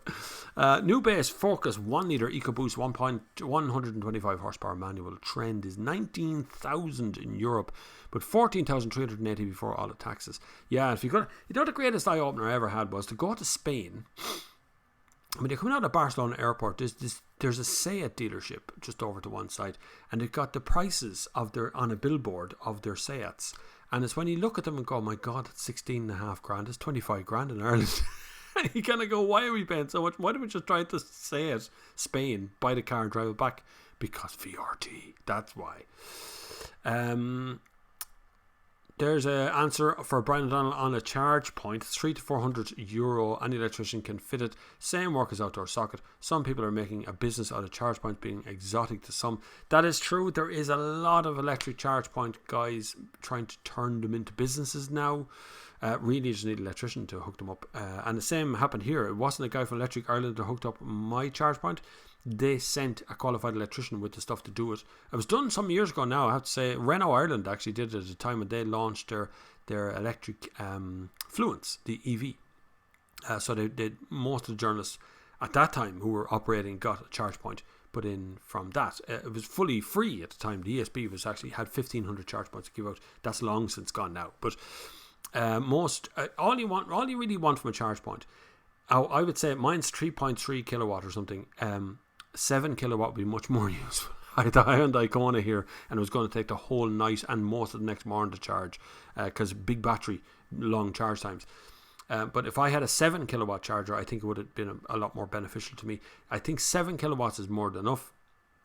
I think buy the cheapest one you can find and hook it up properly. You don't need an app or anything else. Apps come with the cars. Usually you get an app with Nissans, you get an app with Volkswagen, you get an app with Hyundai. I think don't have an app yet. But that'll tell you where your charge is anyway, so it makes a difference. And all you want is a thing that just turns on, charges your car and turns off at the right time without burning your house down. That's what electrician is for. Did you see what...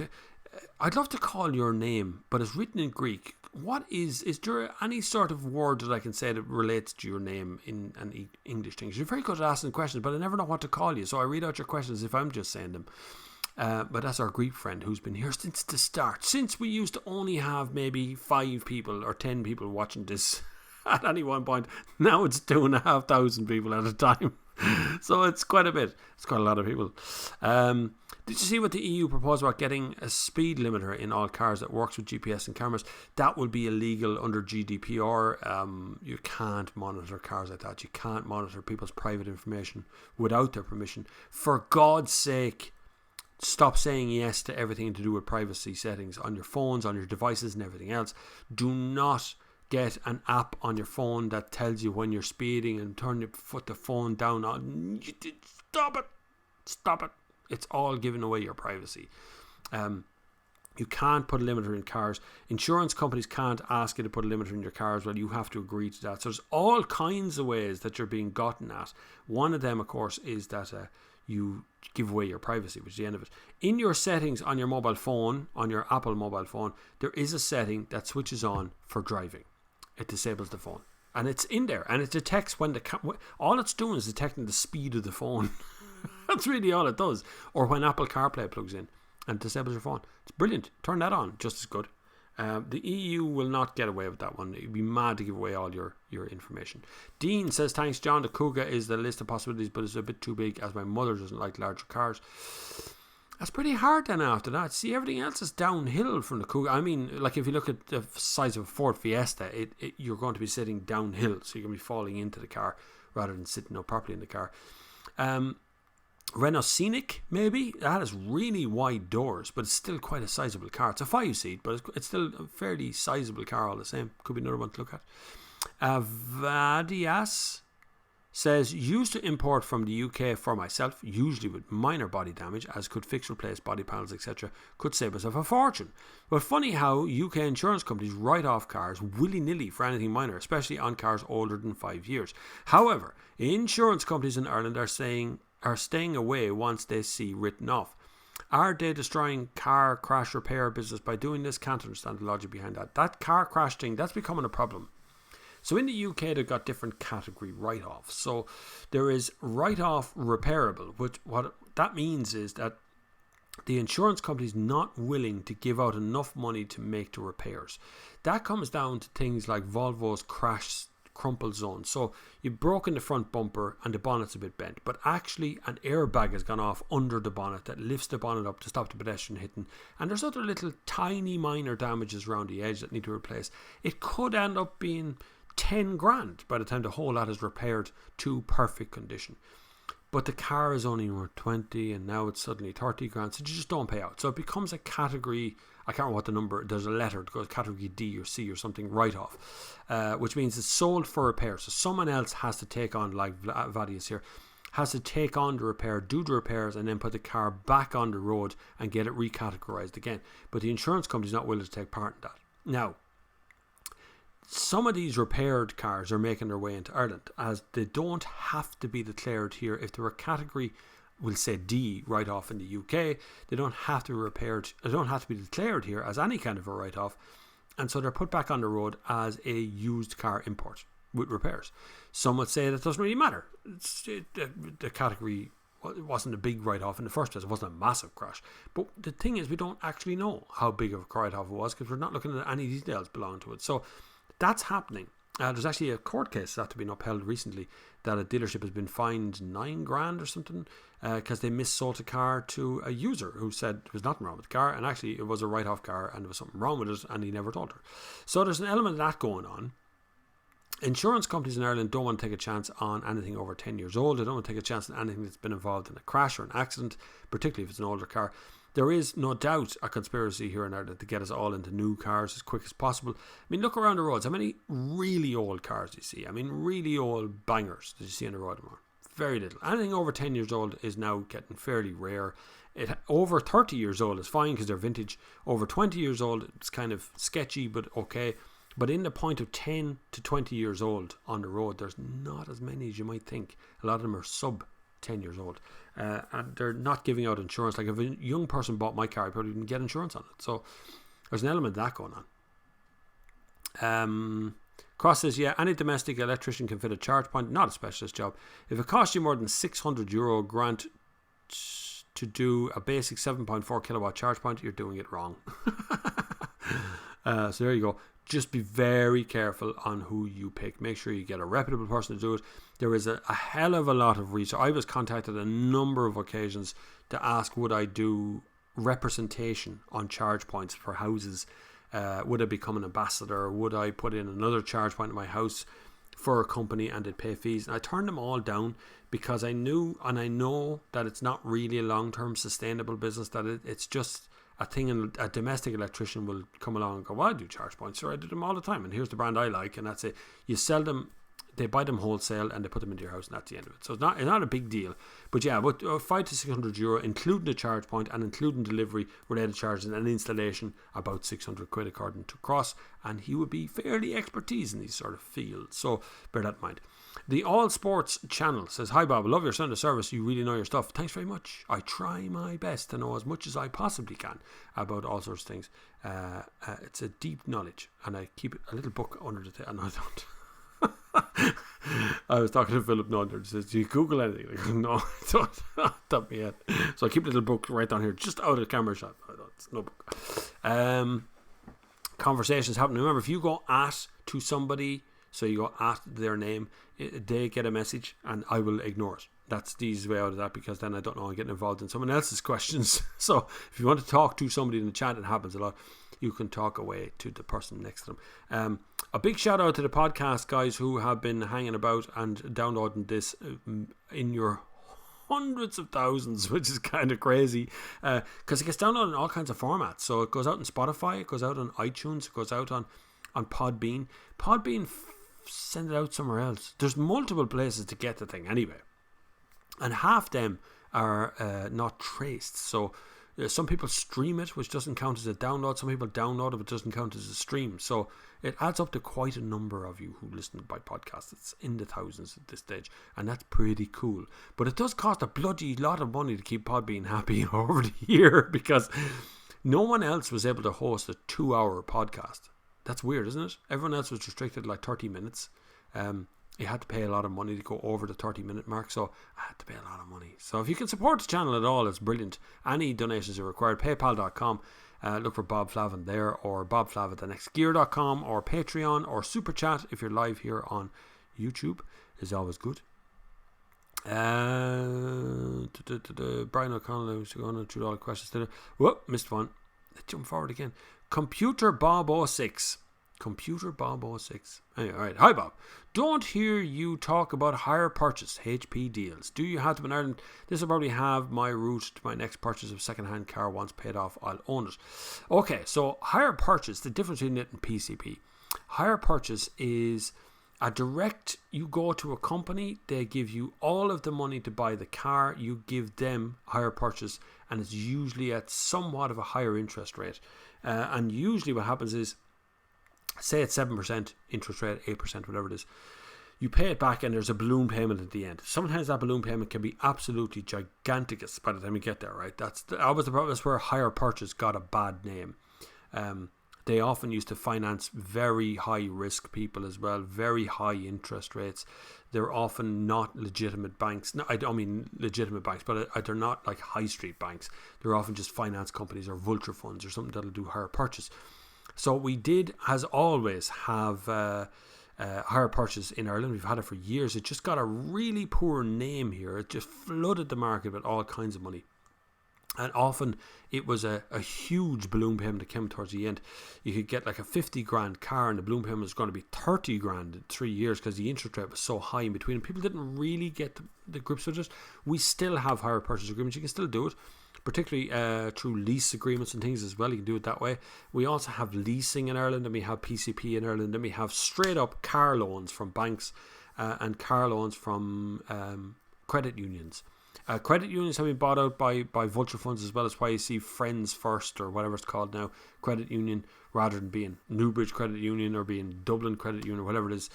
Now it's called Friends First or whatever. I don't know what they're actually called. I'm just making it up. Most of them are American crowds, which are buying them out. And there was a crowd up in Bray or Greystones or something. Two lads got together and bought 5 or 6 different credit unions across the country. So credit union even is changing here, but I would always advise people, if you're buying your own car, particularly if it's a used car, a couple of years old, please try and own 50% of the car.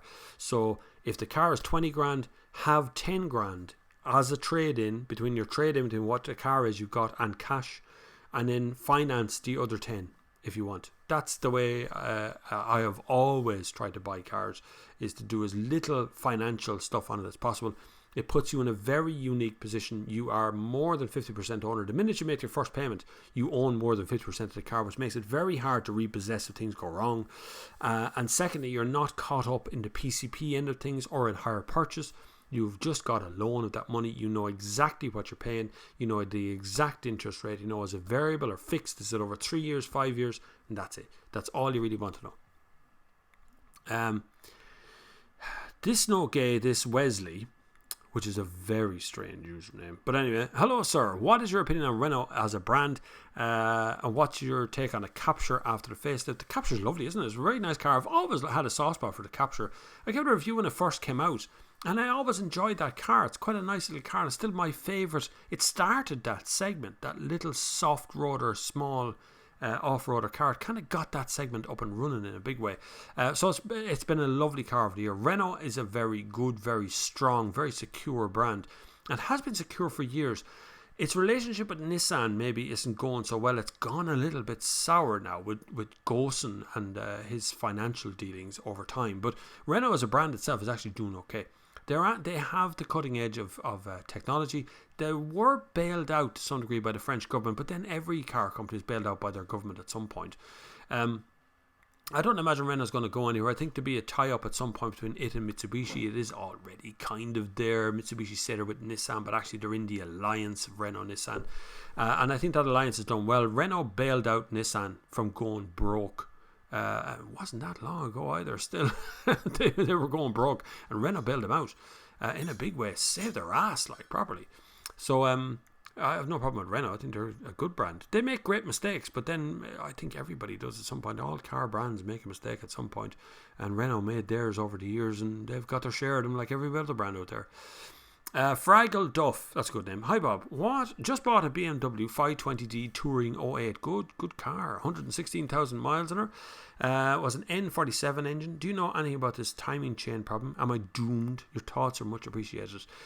So what's a timing chain, timing belt? Two different things. A belt in a car is made of rubber. You've seen these, like fan belts, big yoke. It's attached, it makes the pistons go up and down, and it's part of the timing system of the car to ensure the pistons go up and down at the right times. That's all a timing belt does. Timing chain is the very same.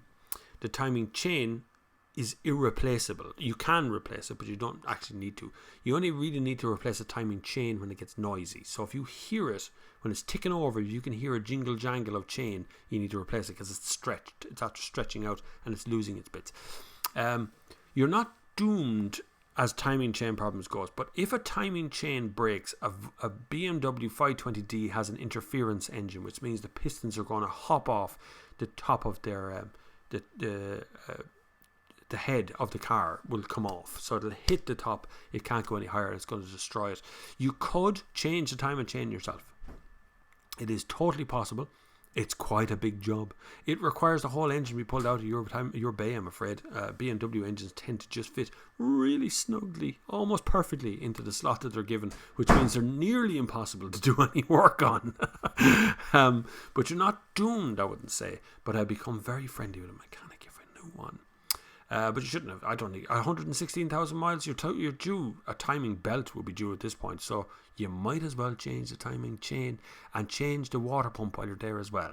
Do the two of them while you're at it. Most people forget that the water pump will go later on. You still change the bloody timing belt to change the water pump anyway.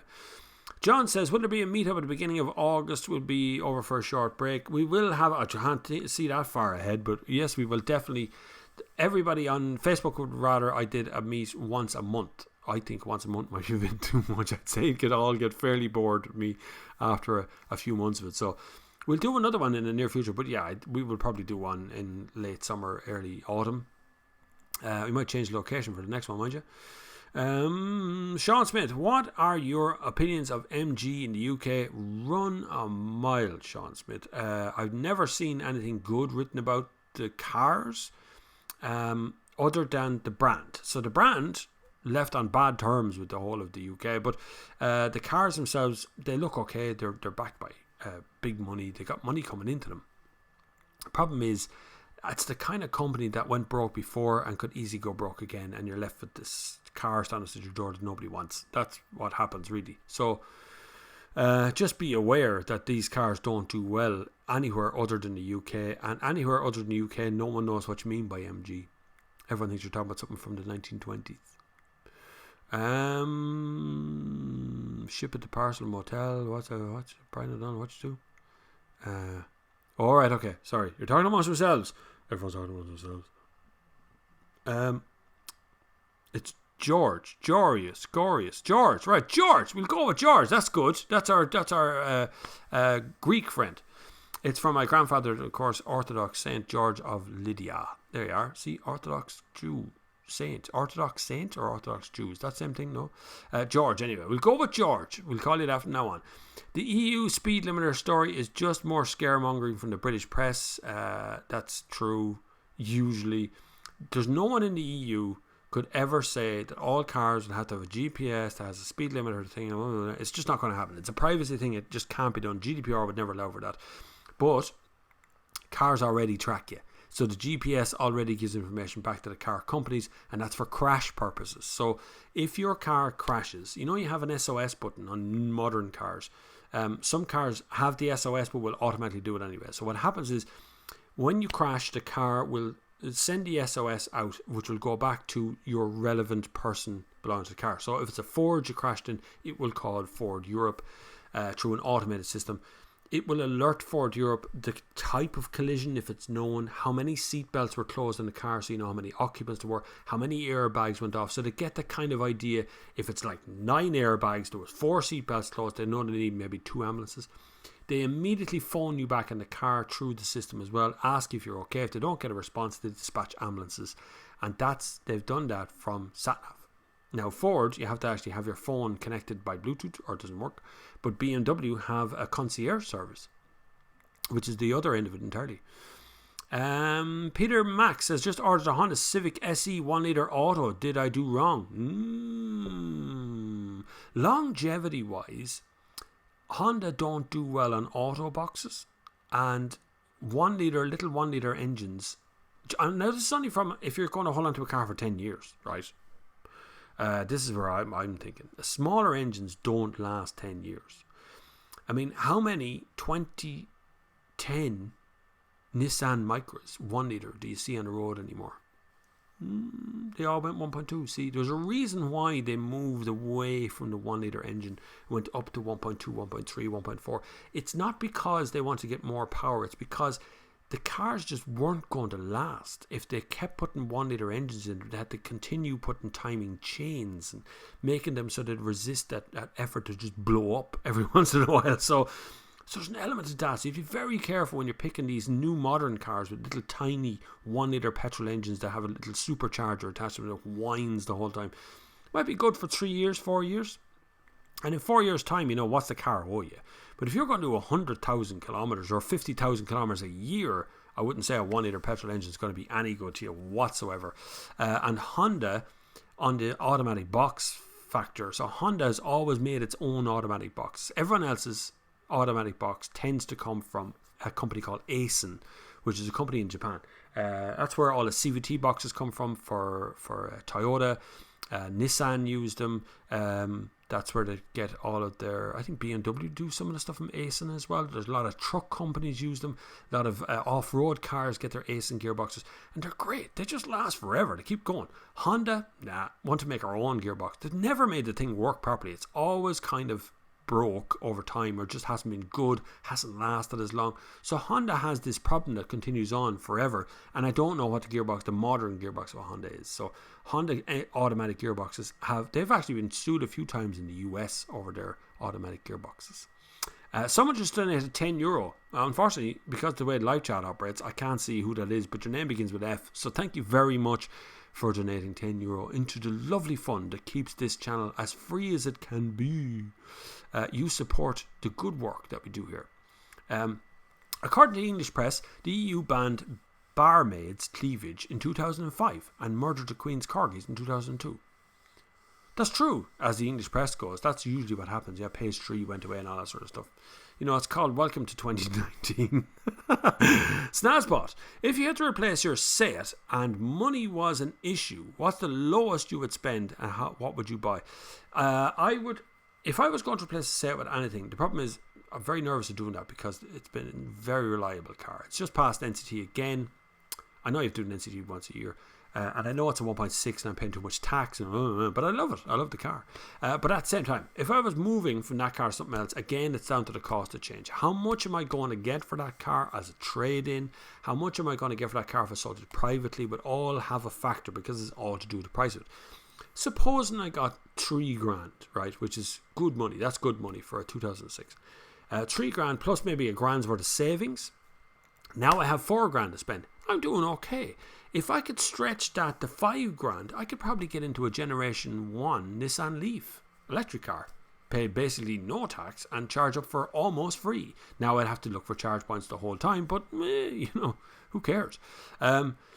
I would probably go Generation 1 Nissan Leaf. I might go a Volkswagen Up or a Skoda Citigo or Seat Me or something like that if I was sticking with petrol power. They're 1 litre. They're turbocharged, by the way, as well, but very low mileage in this house. We do about 4,000 kilometres a year in our Leon, so I wouldn't worry about that part. But that's kind of where I would head for, in that very cheap used car and the stuff. I wouldn't bother with new. Not for me, I wouldn't bother with new, but now I have a new car outside the door every few days, so I'm not really that interested in having a brand new car. George says, unfortunately, Greece has one of the oldest national car fleets in the EU. I wouldn't worry about oldest. Greece has always had an old. When I was there in 1997, 98, whatever it was, the cars were ancient then as well. They were ancient. They were from the 70s. Jerry Reynolds says, hi Bob, having problems with rainwater getting into the boot of my 2010 Skoda Octavia 1.6 DCI. I had a look under the spare wheel last week and had to drain a couple of inches of water. Is this an issue? It isn't. I can tell you that for sure because I've had this question a few times, not just about the Skoda Octavia but many other cars. I don't think it's a particular issue for the Skoda Octavia, but what happens is, it's often hard to explain, but on your car, rain, when it hits your car, doesn't displace off the car on its own. What it does is it follows particular channels. Some of those channels are what's called drain holes. So as it comes off the windscreen at the front, it goes into a drain hole in the door and comes out under the bottom of the door. There's actually a hole in your car that it follows, and it drains water out. Sometimes those holes get blocked and they get fouled up with all kinds of things. Sometimes the dirt comes into the front and the front hole is blocked, the back hole is not. And what happens is it just fills up and then it pours into the cabin. That's often when you see someone complain about a wet patch on the passenger and driver footwell, a wet patch behind the front seats. It just goes to the lowest point of the car. That's all. Water finds its own level, so it's trying to find the lowest point of the car it can find. And what's after happening is the drain holes around the boot lid of your car, one of them is blocked up, and the water is seeping in very slowly, and it's coming down into the bottom of the car and it's sitting into the bottom of the footwell. It's just welling up into the bottom of the spare wheel well. And a couple of inches of water just because it's been happening for a long time. It's not an issue. So what you do is open your boot lid. I don't know if it's a lift back or it's a boot, But open your boot lid along all around the edges of it, at the hinges, the whole lot. You're going to have to clean that all out with it. Baby wipes are good for this. Clean it all out. Get a stick. Get into every single hole. Try and find those drain holes. Try and find them all around the car. Clean out each one, and then close it all up. Take a watering can and start pouring it around the outside of the car and see if you can find out where that water's coming in from. This is a bit extreme, but you can do is let the back seats forward in your car and get someone inside the boot to see if they can hear the water coming in around them and find out where it is. It can be an awful laborious thing finding a leak in a car that's coming in from the outside.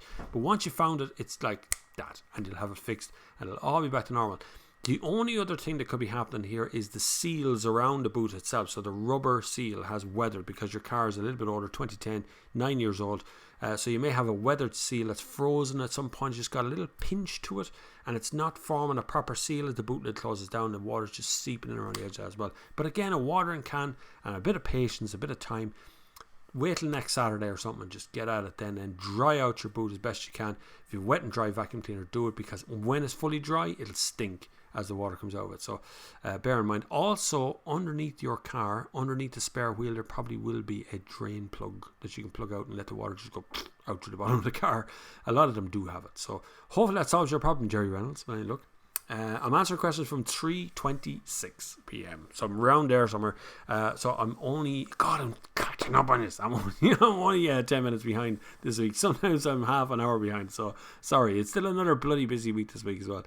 I thought it was going to be quiet because there's something else happened. Fraggle Duff, there we go. Fraggle Duff gave us €10. Thank you very much.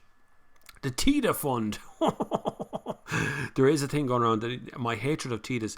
Do you know what? My hatred of TIDA has become so large that I got an email from a dealership the other day who said, could I stop hating on the TIDA because they got two out the front they can't get rid of because Bob said that they're horrible. And one dealer, he's a private dealer, sent me an email saying I had a sale of a TIDA right up to the point of deposit until somebody watched the Sunday service and I said the TIDA was the most horrible car in the world. It still is. It's the worst car. Myself and Paul McGann will get together, we'll buy a TIDA and we'll wreck it down the bog someday. We'll just flip it over and sink it or something. Annie McPhee says Mark II Octavia water ingress can be rear wiper washer liquid or pipe fully disconnected and filling the car. Does it work as expected? Boot seal along the bottom struggles to drain and adds some small holes. There you go. See, all about drainage. I never thought of the rear wiper. Actually, that could be a thing as well. The seal where the rear wiper actually sits into the bodywork. There's a couple of washers and seals and things there that could actually be leaking as well. It's unlikely. If the seal is the problem, it tends to fill up the boot very quickly. Like you will literally hear the thing sloshing around very fast because when that seal goes, it tends to just go. When it's a little drain plug or something that's blocked up, it tends to take a very long time. It's like drip, drip, drip here and there. Snazbot, you say every government build out their car industry. What did the British government do wrong? They've been big players today and they tend to make cars for other companies or racing specialists. The British car industry was a fanatical thing. It was huge. But the thing was, the majority of those builders were actually building out of an industrial estate in Birmingham or in Manchester or somewhere, They weren't not what you think of a car factory. There were like 5 or 6 lads in an industrial estate assembling a car. Lotus would be one of those. There's a few. There was a good few, and there's still a good few. Gumpert would be one of those kind of companies right now. They used to build in the UK, don't they? Still do. They might be gone at this age, but those high performance supercar guys, those guys would have been in that kind of realm of things. What really happened was market forces. When the crash came in 2008, give or take, a lot of these guys who only sold 4 or 5 cars a year suddenly sold zero. They had 5 or 6 cars standing there waiting to be finished. Not a single one of them were being sold. Money just dried up left, right and centre, and that because of the sheer volume of these guys in the UK, they messed it up. If you go back through history, look at Rover and MG, which was the company there, they were just killed by union activity. It was union activity there that absolutely murdered that whole system. The fact that the government wouldn't play ball with the unions and the unions just wouldn't play ball with anybody, which was also nearly the demise of Ford. It was definitely the demise of Ford here in Ireland. Ford used to have an assembly plant in Cork, and it was the difference between what the union was doing there and what Ford Europe wanted to do, kill the industry here in Ireland. And then it went to Dagenham, and Dagenham was damn near killed as well by the union system. So there was an awful lot of unionism that happened over in the UK that killed a lot of the car industry. They were attracted back by Maggie Thatcher. Maggie Thatcher courted very carefully the Japanese car market to come back to Europe, and they were seen as the stepping point between coming to Europe, dealing in sterling, and working in Europe. And that's where Nissan came, Honda came, Ford stayed where they were, Toyota came over as well. There's an awful lot of stuff going on there. But now, of course, they don't know what they're going to be doing. So they just went, you know what, we have a great trade deal between Japan and Europe, so we're just leaving. And that's what's really happening. Racing companies, the developmental process, the technical ability of the likes of McLaren, all of the F1 teams, they all deal out of a place, a little industrial estate, the most miserable looking industrial estate in the world, but little industrial estate. All their development is done up there around the edge of Birmingham, around that kind of area up there. They all work together up there as well, but the technical ability of those race teams keep those racing drivers and stuff developing their stuff up there, so that'll be fine. But future going forward, there's a lot going on in that industry out there as well. T5 Jerry says, bloody hell, Bobby boy, when you have a sermon, people certainly get their money's worth. I thought Ken Dodd had a long show, but yours far surpass him. Yes, it is. It's always been 2 hours. It's always been 2 o'clock to 4 o'clock every Sunday that I possibly can.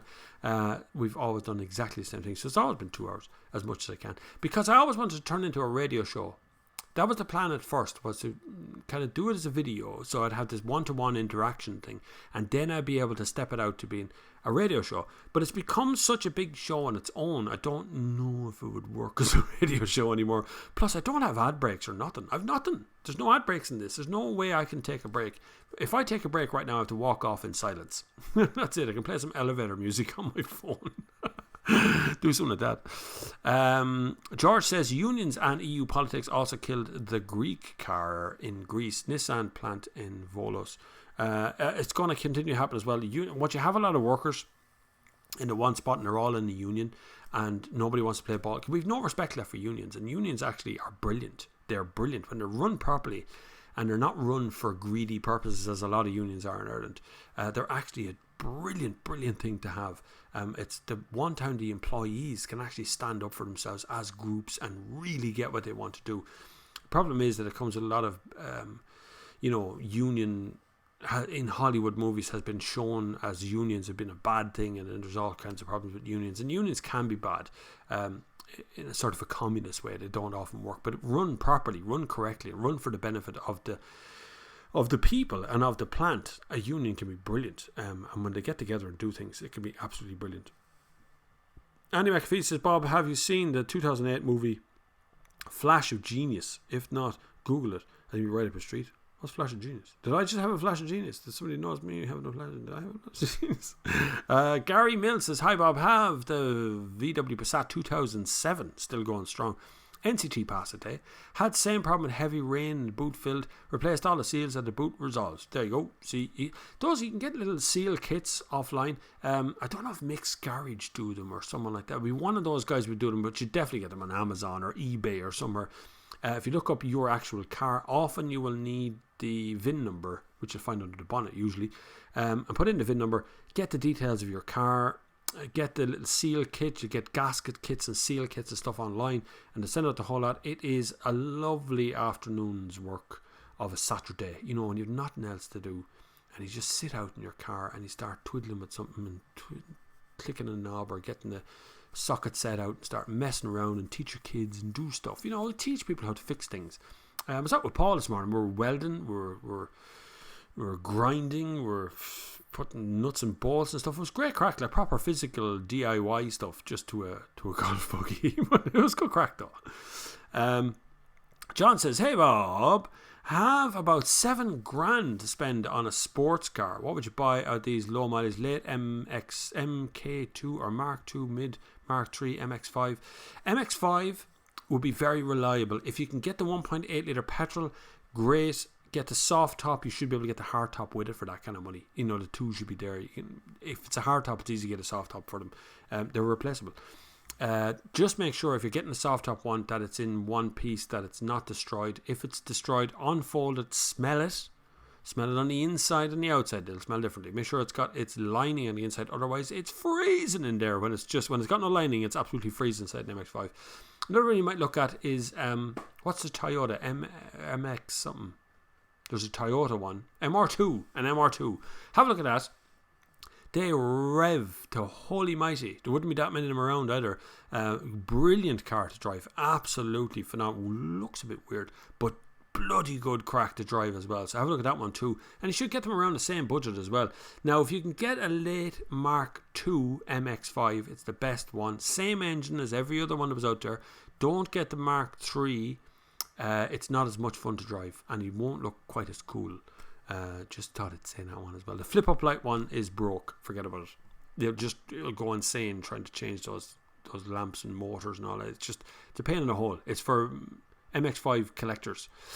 Paul Hickey, hi, just bought new tyres for our car this week. Went for Pirelli P0 for €180 each. Was offered budget tyres for €120 each, and Michelin for €250 each. Is €250 much better? No, it's not. Sorry, all the tyre companies out there, but the reason they say Continental, Michelin, Dunlop, Pirelli, the reason those guys have the top end tyre is because they spend a lot of money developing that top end tyre. So it'll be more responsive in the rain, more responsive in the frost, more responsive in the summer, whatever it is that they're going after. Better braking ability, will last longer, will last less time.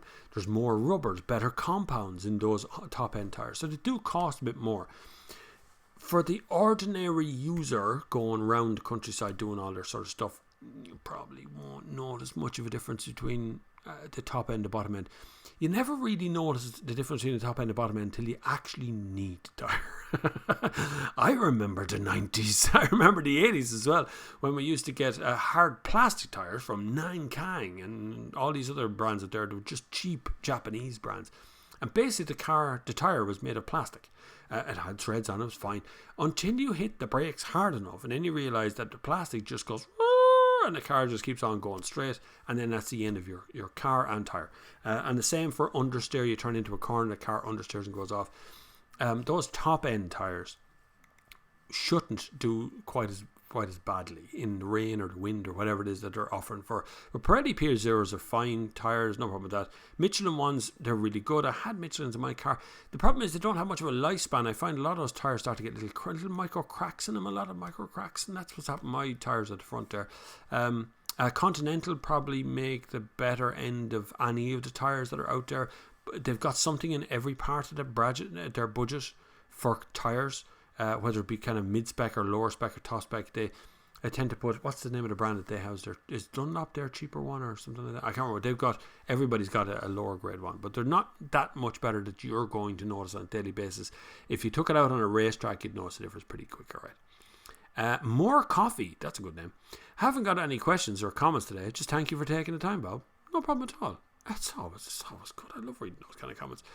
Just get the Michelins, Matt Farah, says Aaron Bell. There you go now. Aaron Bell has commented, just get the Michelin's mid-tyre. But the P0 for 180 is actually a pretty good deal. You can get cheaper. You can. I just can't confirm or deny whether those are actually ever going to stop you. But they will pass the NCT. That's the thing. There is another thing coming in about tyres as well. They're looking to put expiry dates on the tyres.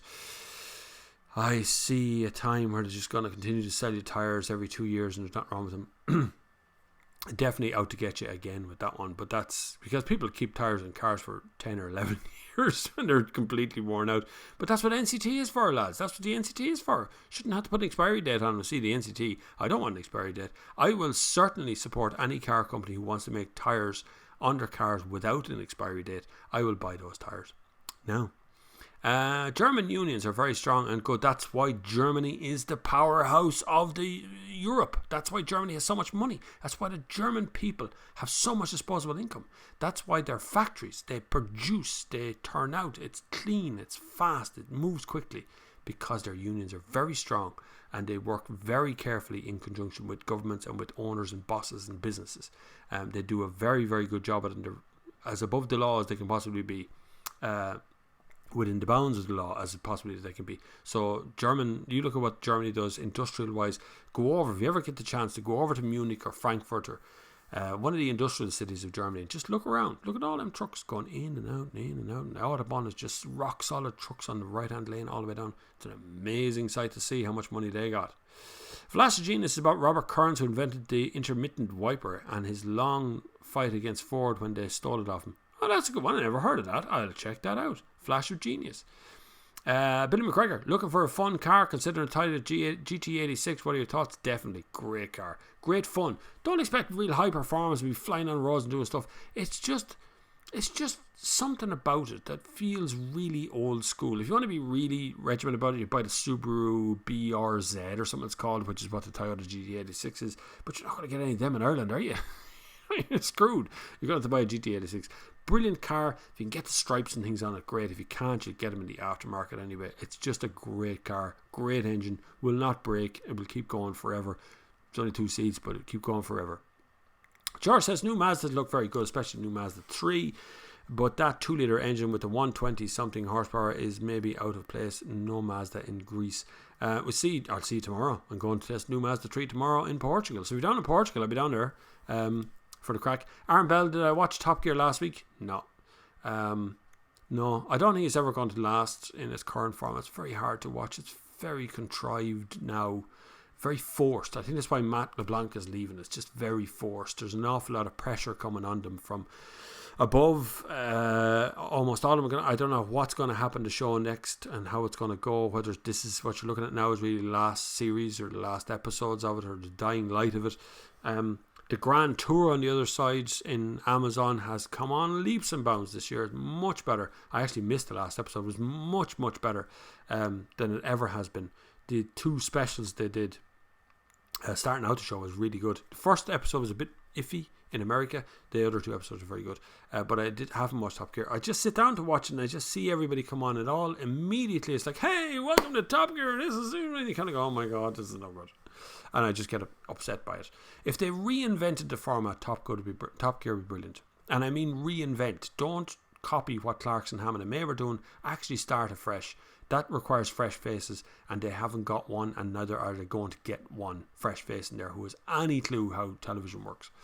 Anyway, good service. How about you extend it till 6, please? John, sorry, John. I might die if I had to go to 6. Swap the SED for a Golf GTE. No, if I was going, I think I'd go for an all-electric. I don't know if I'd go hybrid. I might go that Lexus. I wouldn't go from my car to a Lexus, but I'd like to get something. Lexus make nice cars in the hybrid sense, and they're very luxurious, and there's something totally different about the thing. But I don't know if I could go for any other hybrids. I think I'd have to go all electric at this point. I've seen the light of electric over January is really good. Sean Smith, they actually put an advisory on the NCT report if the tyre is over 5 years old. Not too sure of the age to get the advisory. NCT, don't get me started there either. Complete horse for the most part. But yeah, over 5 years old, the tyre is starting to get... 3 years would be a good time.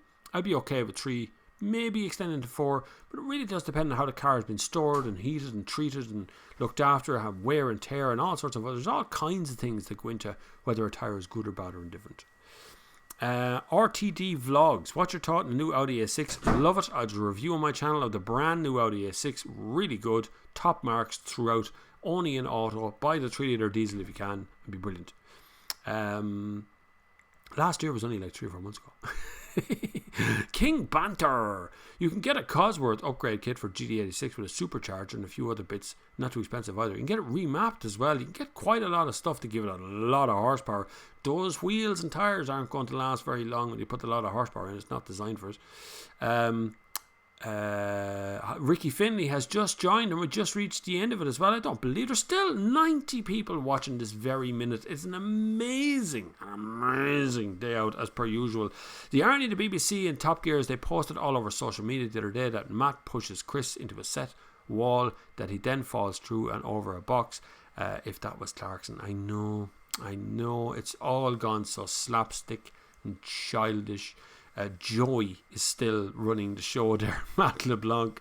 And I think Chris Harris was kind of ruined by the whole thing. He was on a trajectory. I think he was on a brilliant trajectory and could have got to that point of being something amazing, and now he's kind of hung by Top Gear. But now, look, he's not short of money. He wasn't exactly short of money when he went into Top Gear in the first place.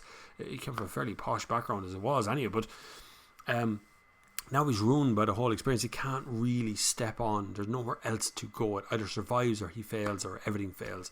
But I just think, had I been involved when Chris Harris was taking over Top Gear, if there was a point where I could have got involved at that point, you kind of go, no, stop, we'll reinvent the show again. That's what made it successful in the first place. It went from old Top Gear, which was men in suits putting their feet on the front bumper of a car and going, oh, look at this car, this is a 1.6 litre extra, blah, blah, blah, blah. And it was invented into being, that was reinvented by Clarkson, then reinvented again as being sort of adventure movies, being out away, flying around the place, doing stuff. And now they're trying to force that to happen from three people who really don't know each other. And that's really what happens to Top Gear. Instead of trying to reinvent the whole thing and make it a better place for everyone to be in, us car heads are just forgotten about now. Now it's, let's go for comedy. And it makes no sense. Like most of the reviews on YouTube start with, this is the 1.6 litre 120 brake horsepower Toyota Corolla. That's where it usually starts. I prefer having a bit of crack. Okay, we have come to the end of the show. It is now 4 o'clock. It's actually after 4 o'clock. You've been so good to join me again this week. I have no idea. This seemed very, very busy to me, but maybe it's not. I'm trying to keep up with all the questions as much as I possibly can. You can join me here every Sunday on the Sunday service. Hopefully you have subscribed at this point. Forthcoming, we filmed a brand new episode this morning. Myself and Paul filmed a whole new episode out in the bog this morning with all kinds of messing and cracking and drones and busy. And I'm going to I still have to clean the bog muck off my trousers before I go any further. Check out my Instagram. Next couple of days you see images from Portugal of the new Mazda 3 and what's happening out there. I'll try and tweet a little bit as well if I can. If I can go live out there, I will do that too. There will be a definite video sometime in the middle of the week from the Mazda 3. I'll try and be quick with that one, get that one out straight away. And then latter half of the week I'll be over in Spain for the new Lexus. So really busy travel week, but I will be back here next Sunday, all going according to plan, nothing happening, no plane crash or anything else. I'll be back here next Sunday for the Sunday service, and I hope you will join me here. You will also find us on Facebook. If you go to facebook.com and look for the Sunday service community, you will find us there as well. Lois lads will answer all of your questions there. They're very good at answering questions and that, but you can join us there every single week and join us here on subscribers. Hopefully I have entertained you for the last couple of hours, and I'd love to keep going, as John says, to go until 6 o'clock, because I think his shift goes on till then. But the podcasters will be cracking up because we've run over time and they'll still be running. Hopefully you will join me here again next week and you'll watch the next series of videos that are coming up. But until the next time, I will see you on the far side.